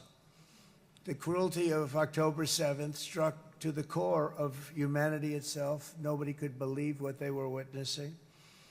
The United States of America grieved alongside you, and we mourned for our own citizens who were so viciously taken that day. And to all the families whose lives were forever changed by the atrocities of that day, and all of the people of Israel, please know that America joins you in those two everlasting vows: never forget and never again.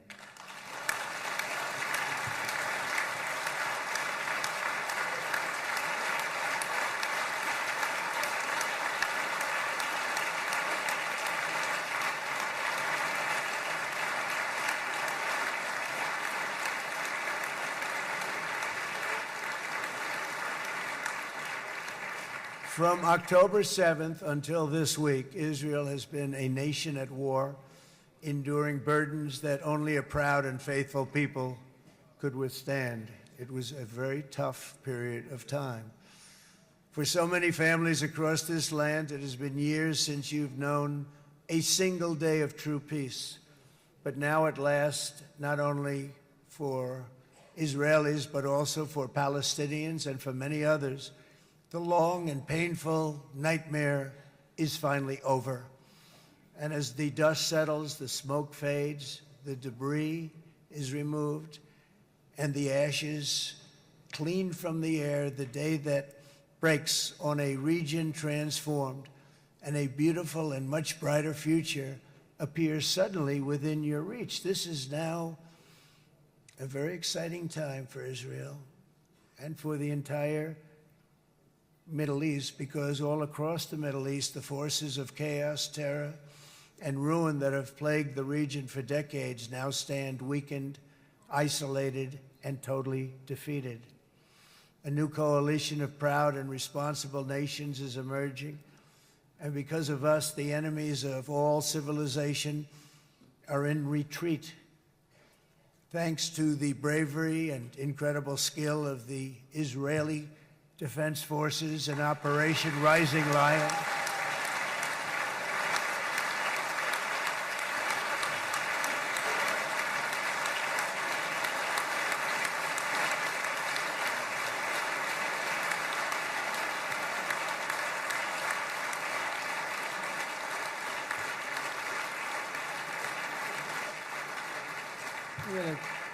guy's central casting. Let's put him in a movie. Look at him.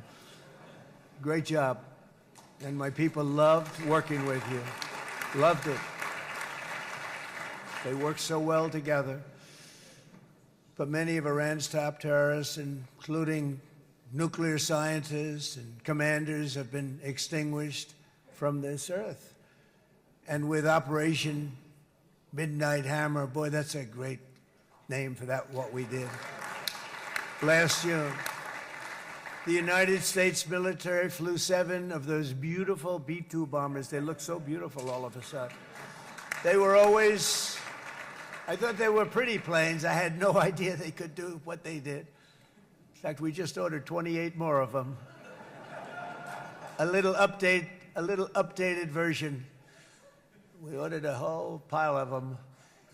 And almost 100 other planes went with them, including fighter jets. And we had 52 tankers, big, beautiful, brand new tankers that were loading them up 4 or 5 times. They've traveled 37 hours back and forth. Think of that. But we had tankers all over the sky for all the other planes. We had the F-22s, the F-35s, F-16s. We had a hell of a lot of planes.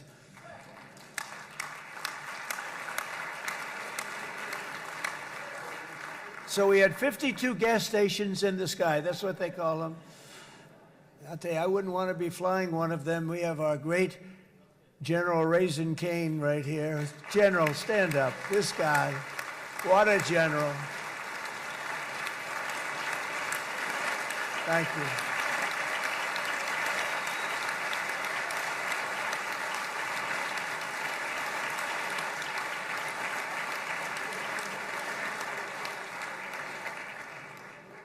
I asked General Cain, I said, you know, we're having problems with ISIS, and I was in Washington, and I asked, how long would it take to defeat ISIS? And my Washington generals told me, 3, 4, maybe 5 years, sir. I said, I don't get it. We got the best equipment in the world. Why? So I flew to Iraq, and I met with a man named Cain. He said, what's your first name? He said, they call me Raisin, sir. I said, wait a minute, your name is Raisin Cain? I've been looking for you for a long time. You gotta be kidding. So they told me 3, 4, 5 years to defeat ISIS. And I sit down with him and I say, why is it? I flew there in the dark of night. I landed, I'll never forget it. It was quite a trip. I'm glad I made it because I met him. I said, could I ask you, General? I come down. He said, with another general and a sergeant. Everybody was like central casting. They could go into a movie right now. Between him and you guys over here, we could get rich making movies, okay? And they got along so great. That's the beautiful thing, that your military and our military, Bibi, got along so great. But I was told by the television generals in Washington, we have the best equipment in the world. Why is it taking so long?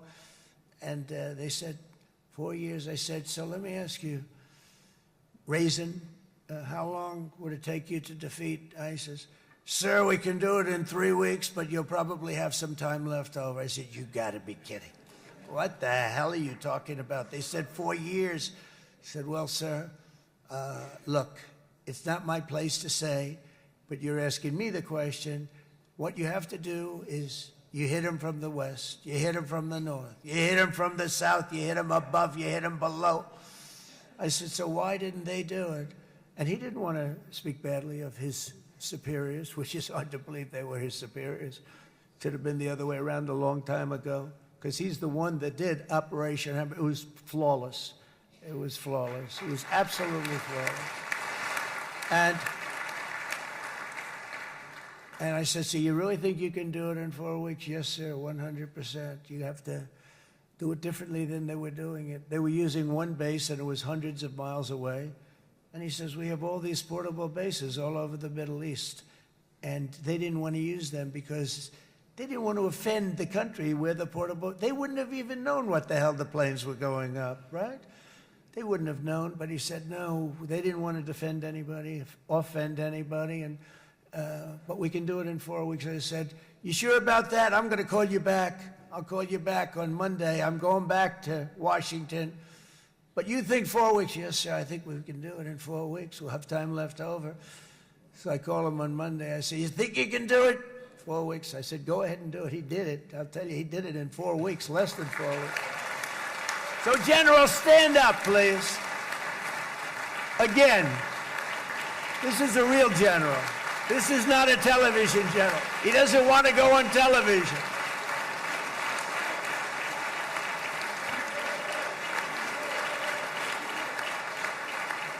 He doesn't want to go on television. I said the other guys love being on television. So we dropped 14 bombs on Iran's key nuclear facilities, totally, as I said originally, obliterating them. And that's been confirmed, and everybody understands it. Together we stopped the #1 state sponsor of terror from obtaining the world's most dangerous weapons. And if you think about it, if we didn't do that, and assuming we made the same deal that we have today, there'd be a dark cloud over this deal. And #1, it wouldn't happen because the other Arab and Muslim nations really wouldn't feel comfortable making the deal that we have now, right? If Iran had that nuclear weapon that they were about 2 months away from having. They would have had it in 2 months or maybe less than that. They were right at, this was our last shot. They looked at it for 22 years. This was our last shot. The pilots told me that. They said, 22 years, sir. They looked at it. Our predecessors looked. They studied it. 3 times a year would do drills on that exact attack.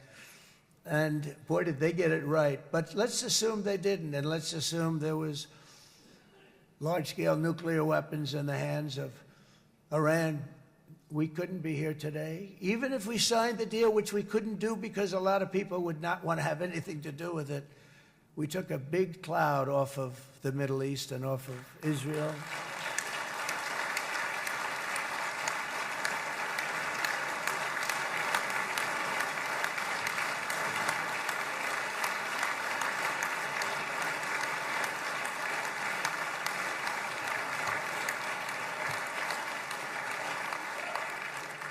And it was my honor to help.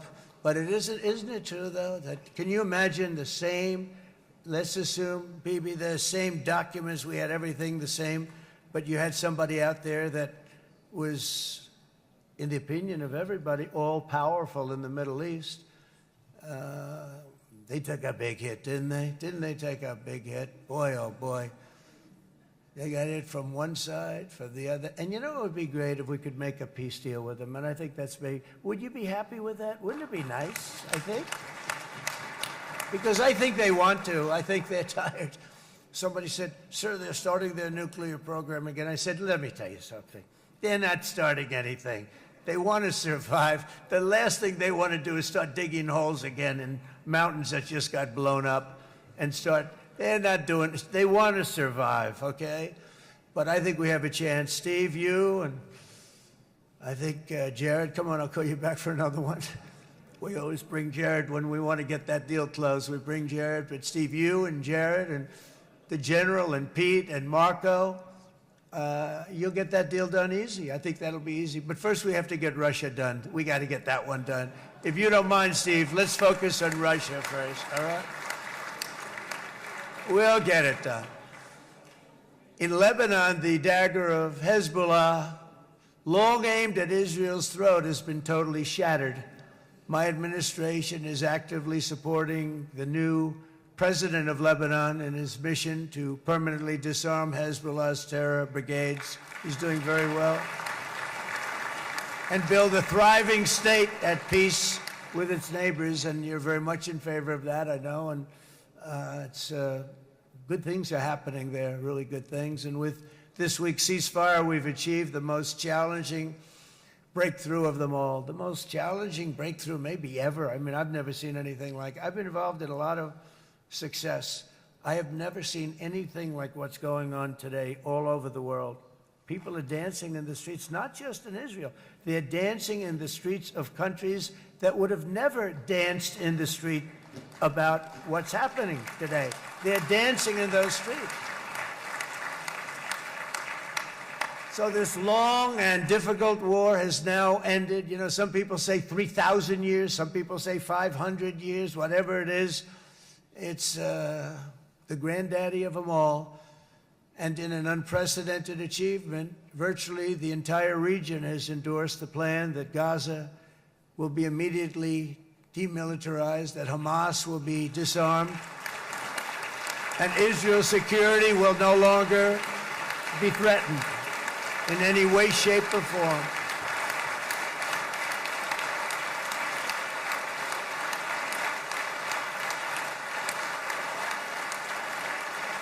So Israel, with our help, has won all that they can by force of arms. You've won.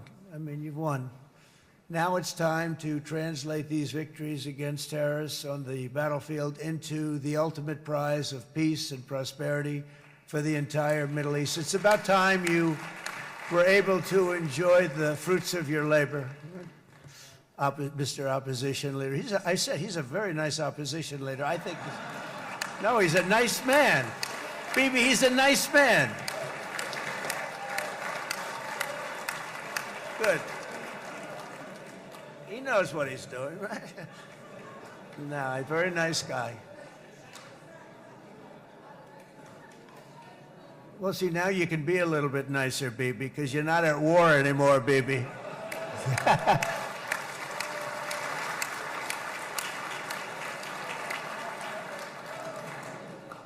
But only by embracing the opportunities of this moment can we achieve our goal of ensuring that the horrors of recent years will never happen again. You don't want to have to go through this again.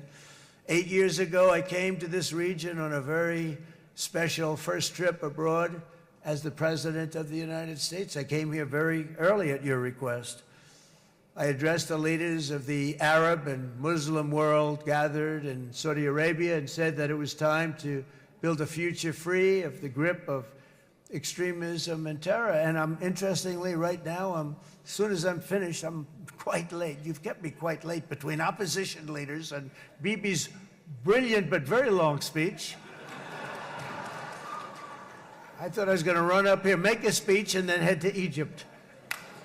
It didn't work out, though. And you made a pretty long one, too, sir.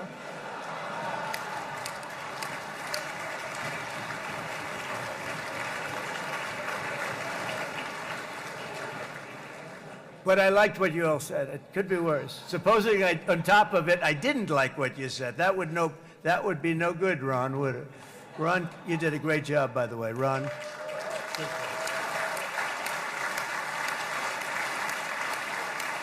Yeah.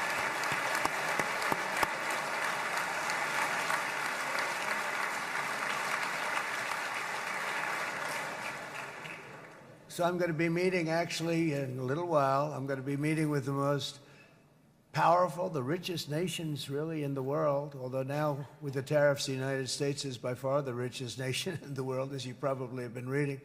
But the richest nations, most powerful nations, you know, tremendous, headed by some tremendous people in many cases. Some cases I wouldn't say necessarily I would endorse, but I will tell you, some incredible people that really helped us make this all possible. So I'll be going there. I'll be quite late. They might not be there by the time I get there, but we're going to give it a shot. But the journey we started back then led to the crushing defeat of the ISIS caliphate, to the monumental Abraham Accords, and ultimately to the historic ceasefire this week, in which many of those same nations really played a very pivotal role, I have to tell you. Steve will tell you that. Jared will tell you that. Together, we've shown that peace is not just a hope that we can dream about. It's a reality we can build upon day by day, person by person, and nation by nation. And because of that, the Middle East is finally ready to embrace its extraordinary potential. You have extraordinary potential in this region. It should now be clear to everyone throughout the region that decades of fomenting terrorism and extremism, jihadism and anti-Semitism have not worked. They haven't worked. They've been a disaster. They've just killed. They've killed. They've backfired completely and totally. They've just totally backfired. Everything that you thought, take it worst case, it's turned out to be worse than that. They have not worked. From Gaza to Iran, those bitter hatreds have delivered nothing but misery, suffering, failure, and death. They've served not to weaken Israel, but to annihilate the very forces that did the most to foment this hatred. And it's really, I mean, everybody that's tried it has become irrelevant. Meanwhile, we've seen those nations that set aside their differences, reached across ancient divides, and pursued engagement are now among the most successful in the region. They're getting along with Israel, and they're doing great. And I can tell you the 4 nations that joined the Abraham Accords early on, and you'd all be doing me a favor, and I'm going to be saying this in a little while to some other friends, would love you all to, is this right, Jared? Join up in the Abraham Accords. We have to join up and get together. You can have that whole thing filled out. We had a very weak administration, worst president in the history of our country by far. And Barack Obama was not far behind, by the way.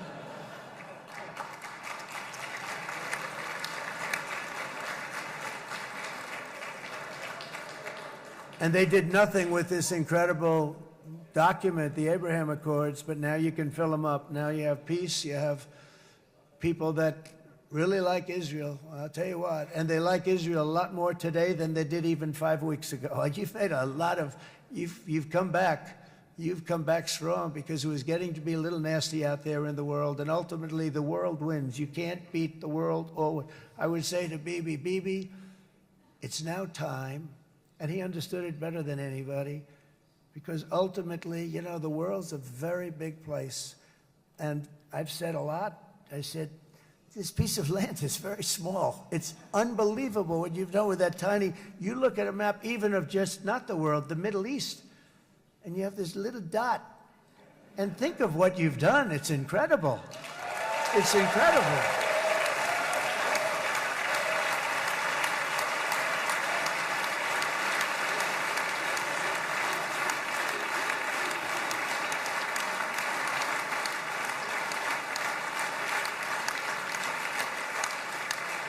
But the world is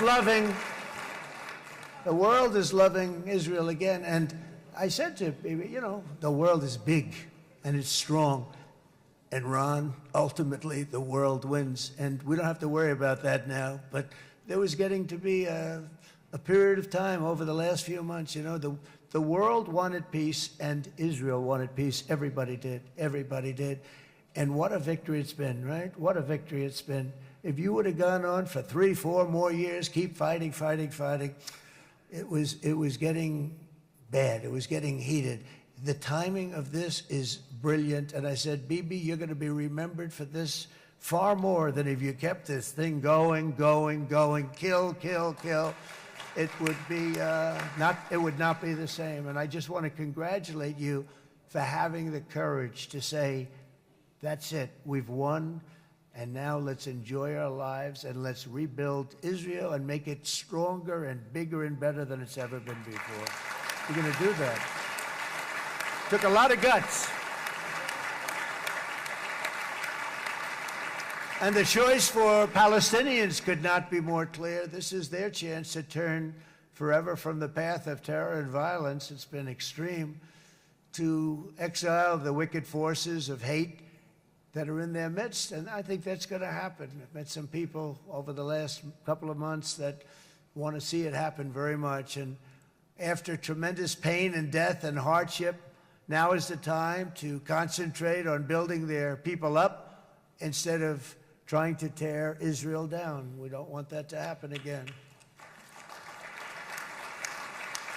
And the total focus of Gazans must be on restoring the fundamentals of stability, safety, dignity, and economic development so they can finally have the better life that their children really do deserve after all these decades of horror. I intend to be a partner in this effort in the sense that we're going to help and we're going to do something that became unbelievably popular. Everybody wants to be on it. It's called the Board of Peace, okay? How about that? Is that a beautiful name? Like a board of peace.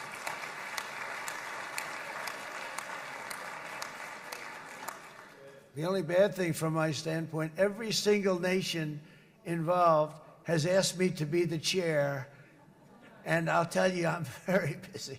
I didn't count on that, but you know what? If we do it, we'll do it right, and we have unbelievable power and wealth, because you're going to need wealth. You're going to need wealth to rebuild things, and they have wealth like few people have wealth. I want to thank the Arab and Muslim nations for their commitment that they've made to support a safe rebuilding of Gaza and beyond. I have many Arab countries, very wealthy countries, that came up and said, we'll put up tremendous amounts of money to get rebuilt, to rebuild Gaza, and I think that's going to happen. The power, they want dignity, they want to come forward, and they want to say, and I want to say who they are, because what they're doing is going to be, I think, something that you're going to be very impressed with, Bibi, and you need that. You need the kind of economic power that they have, and they want to see it work, and they want to see it be safe, and they want to see it be good for Israel, too. And as much money as it will be, and it's a lot, as you can see, it's a lot. For these countries, it's relatively little relative to their worth. It's really a lot of money, like money like most people could never even conceive, but for these countries it's not that much, especially because it ensures success and stability in the Middle East, which is what they want to see. So many of them will be with us in Egypt in a little while, I think. I'm not sure. They may be gone. They may have taken their Boeing 747s and left. I said, what kind of a plane do you fly? 747. I said, that's a large plane. No, they may have, Steve, do you think they've left on their their brand new Boeing 747s? Or, I don't know. We're going to find out soon. It's going to be a big story. There'll be 2 people left, and they'll be the 2 poorest ones.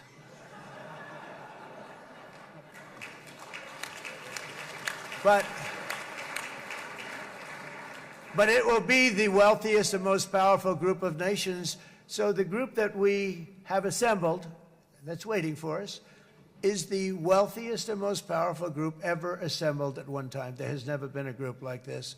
And they're only looking for good. They want good. They're going to do good. And as those commitments are made, I'm going to let the world know who's doing it, because they really deserve to get the credit. And some of them probably won't want the credit, but they deserve it. It's more obvious than ever that the productive and responsible nations of this region should not be enemies or adversaries. You should be partners and eventually even friends, and that's what's going to happen. I know it. Together you can stand against the forces of chaos. Yeah, you go ahead. That's an important point.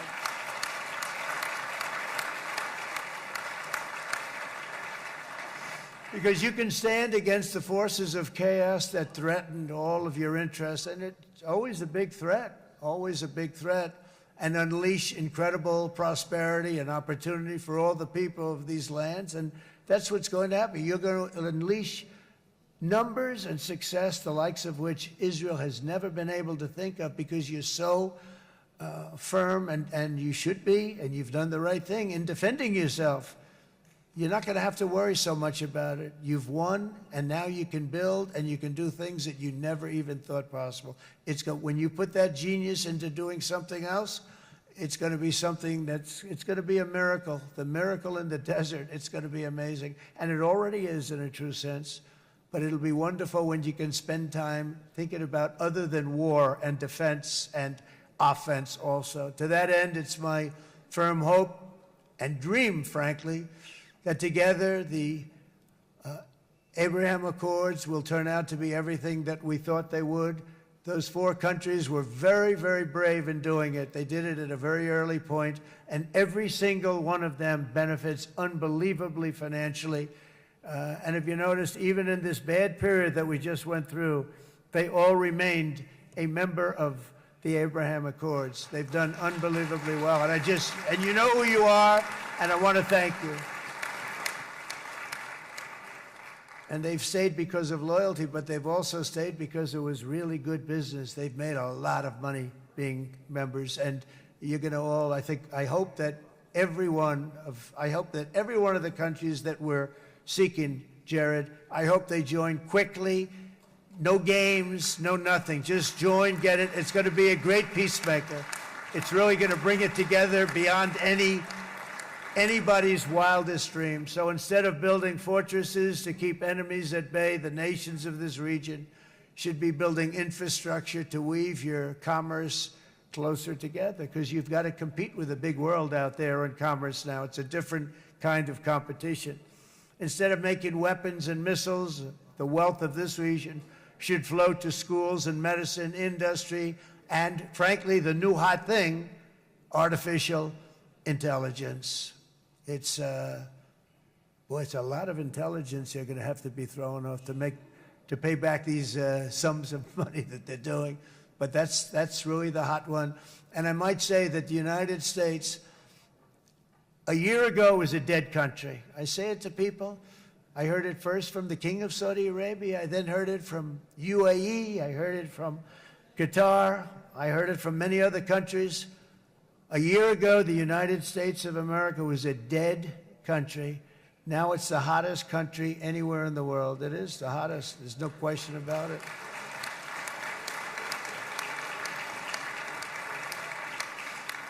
In fact, if you go back a year ago, before the election, although once we had November 5th, we became hot because people got it. I would say November 5th was a time that we became really hot. But once you go back a couple of years, if I were in charge and the country was doing what they, nobody was going to ask me to speak. Nobody asked Joe Biden to come up and speak, I guarantee you that. And if they did, he would have turned them down, I promise you. He didn't speak. He didn't speak, and he didn't speak well.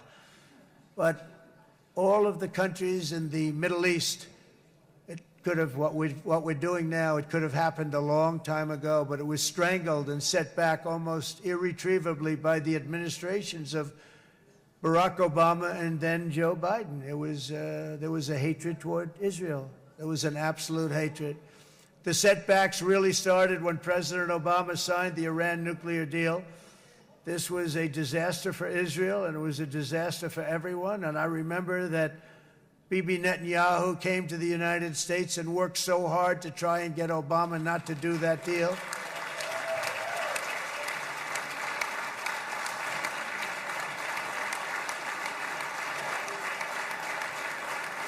He worked so hard.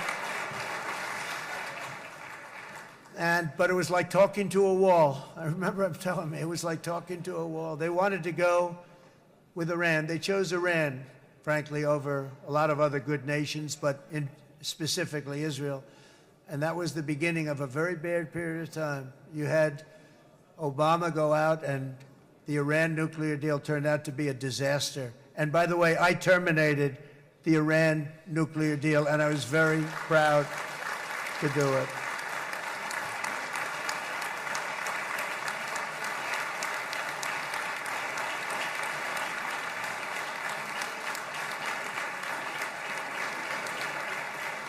Yet even to Iran, whose regime has inflicted so much death on the Middle East, the hand of friendship and cooperation is open. I'm telling you, they want to make a deal. That's all I do in my life. I make deals. I'm good at it. I've always been good at it. And I know when they want. Even if they said, we don't want to make a deal, I can tell you they want to make a deal. All right, they do. They want to make a deal, and we're going to see if we can do something, because this is crazy what's happening, and we're not going to have this anymore.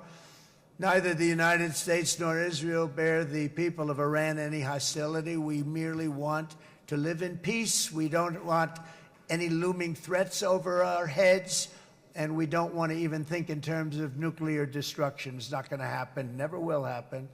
There's nothing that would do more good for this part of the world than for Iran's leaders to renounce terror, stop threatening their neighbors, quit funding their militant proxies, and finally recognize Israel's right to existence. They have to do that. They have to do that.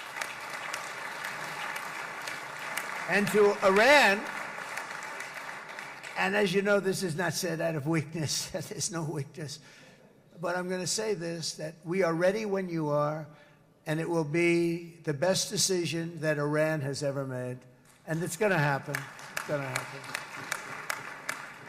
And they're good people. I know a lot of Iranians in the United States. They're good people, smart, hardworking people. They don't want to see what's happened to their country. The story of fierce Israeli resolve and triumph since October 7th should be proof to the entire world that those who seek to destroy this nation are doomed to bitter failure. The state of Israel is strong, and it will live and thrive forever.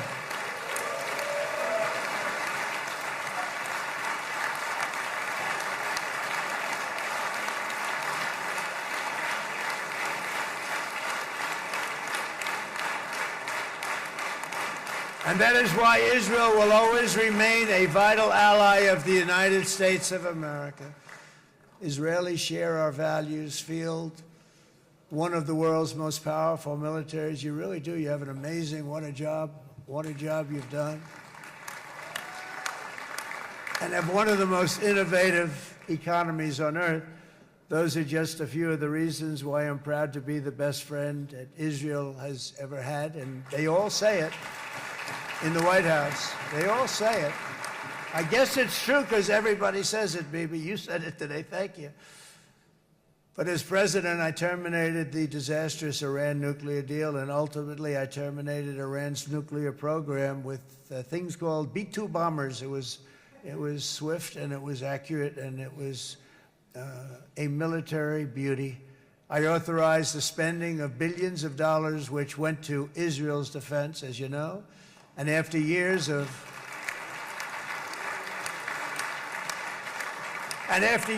broken promises from many other American presidents, you know that, they kept promising. I never understood it until I got there. There was a lot of pressure put on these presidents. It was put on me too, but I didn't yield to the pressure. But every president for decades said, we're going to do it. The difference is I kept my promise and officially recognized the capital of Israel and moved the American embassy to Jerusalem.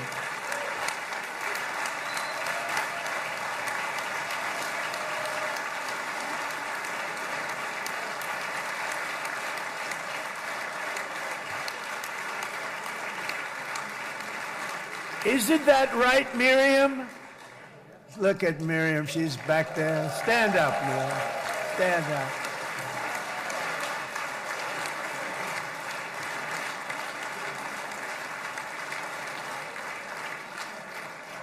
Miriam and Sheldon would come into the office. They'd call me.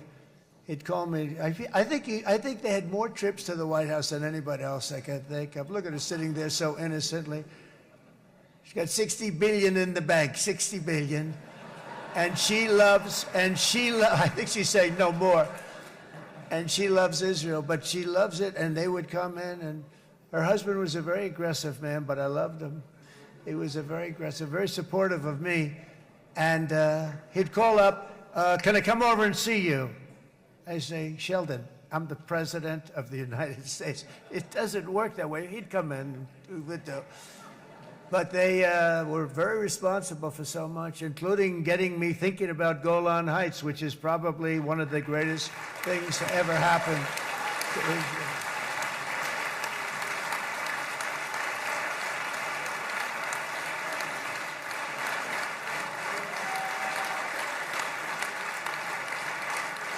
Miriam, stand up, please. She really is. I mean, she loves this country.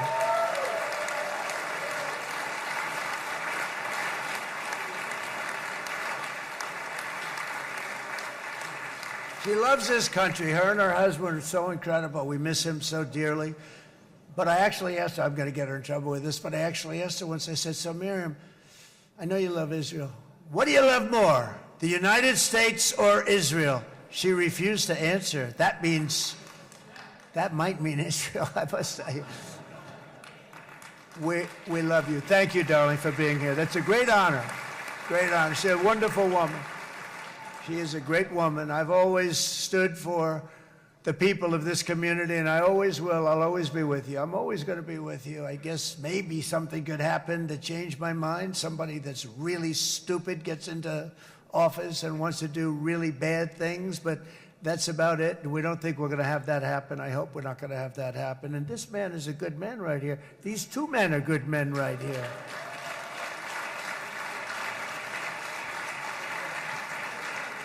Hey, I have an idea. Mr. President, why don't you give him a pardon? Give him a pardon. Come on.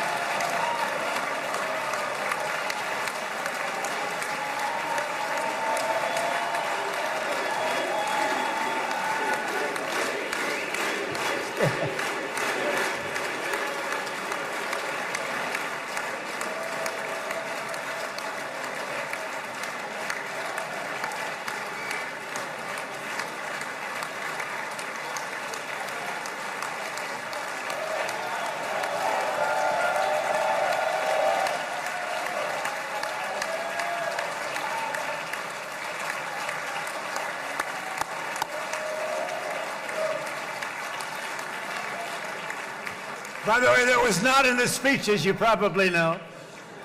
But I happen to like this gentleman right over here, and it just seems to make so much sense. You know, whether we like it or not, this has been one of the greatest wartime presidents. This has been one of the greatest wartime presidents.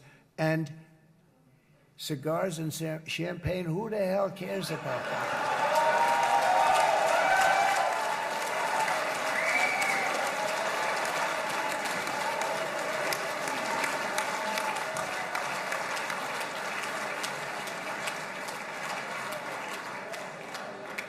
All right, enough controversy for the day, right? Actually, I don't think it's very controversial. So, you know, I mean, I see so popular. You are a very popular man. You know why? Because you know how to win.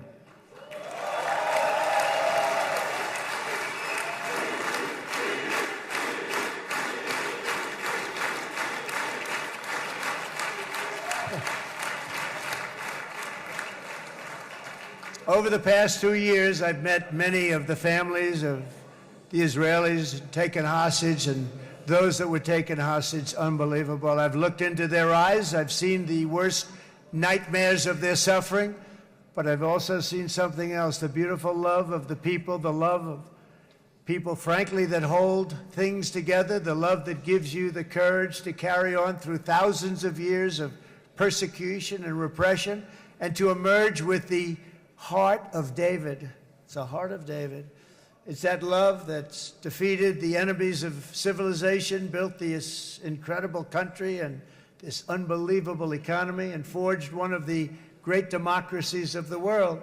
That is why it's a true honor to stand here today and address this assembly in your ancient and eternal now capital, Jerusalem. I'm proud to have helped in that regard.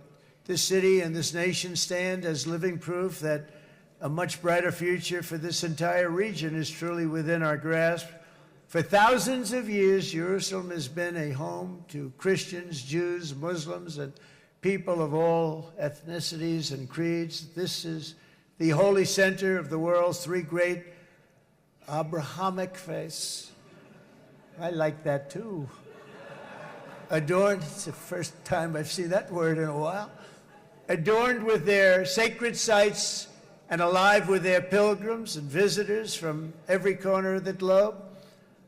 But here between the Western Wall, the Temple Mount, and the hill called Calvary, people of every faith and background live, work, pray, serve, and raise their families side by side, and they do it with love. This example is just one of the modern miracles that Israel has given to the world. And just in closing, the leaders in this chamber know better than anyone else the challenges of this harmony, and it's been easily won. No, it hasn't. It has not been. It's been so tough, but it has been, some say, a miracle. What you've done is a miracle. Look at your size. Look at your chances when it all started. And you know, if you think about it, you are safer today, stronger today, and more respected today than at any time in the history of Israel. Think of it. People used to say it wouldn't exist. They don't say that anymore, do they? Yet if safety, security, and coexistence can thrive here in the winding alleys and ancient paths of Jerusalem, then surely peace and respect can flourish among the nations of the broader Middle East. The God who once dwelled among his people in this city still calls us, in the words of Scripture, the turn from evil and do good, to seek peace and pursue it. So he still whispers truth into the hills and knolls and valleys of his magnificent creation, and he still writes hope into the hearts of his children all over the world. And that is why even after 3,000 years of pain and conflict, the people of Israel have never given up from the threats of Zionism, from all sorts of threats. You want the promise of Zion. You want the promise of success and hope and love and God. And the people of America have never lost faith in the promise of a great and blessed future for all of us. From the very first day that modern Israel was founded, we have stood together through thick and thin of setbacks, and through victory and defeat, through glory and heartache. We have built industries together. We have made discoveries together. We have confronted evil together, and we have waged war together, and perhaps, most beautifully of all, we have made peace together. And this week, against all odds, we have done the impossible and brought our hostages home.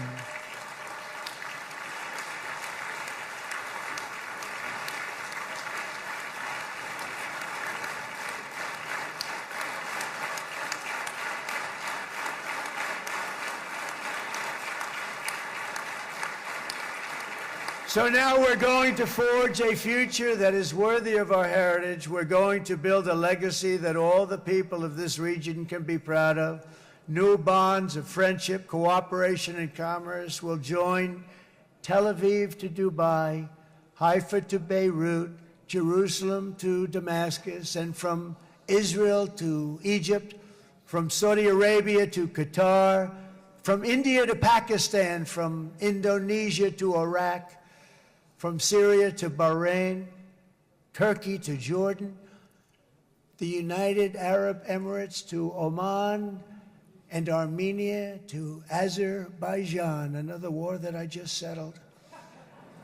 We are going to have hope, harmony, opportunity, and happiness here in the spiritual and geographic center of the entire world. That's what you are. Israel, America, and all of the nations of the Middle East will soon be safer, stronger, greater, and more prosperous than ever before.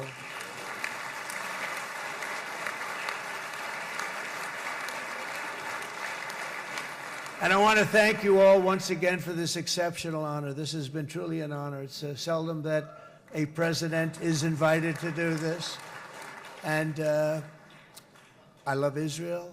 I'm with you all the way.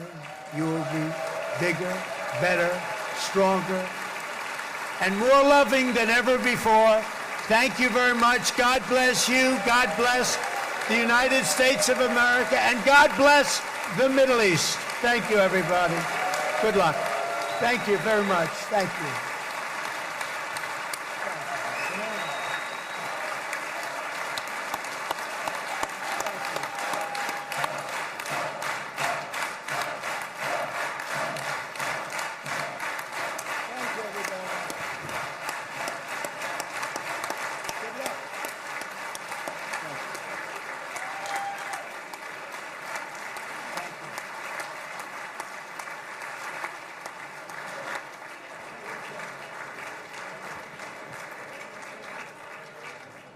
אני מודה לנשיא ארצות הברית של אמריקה על דבריו. חברות וחברי הכנסת, תם סדר היום. הישיבה הבאה תתקיים ביום שני, כ"ח בתשרי התשפ"ו, 20 באוקטובר 2025 בשעה 16:00. חג שמח ובשורות טובות. ישיבה זו נעולה. כבוד הנשיאים וכבוד יושב ראש הכנסת.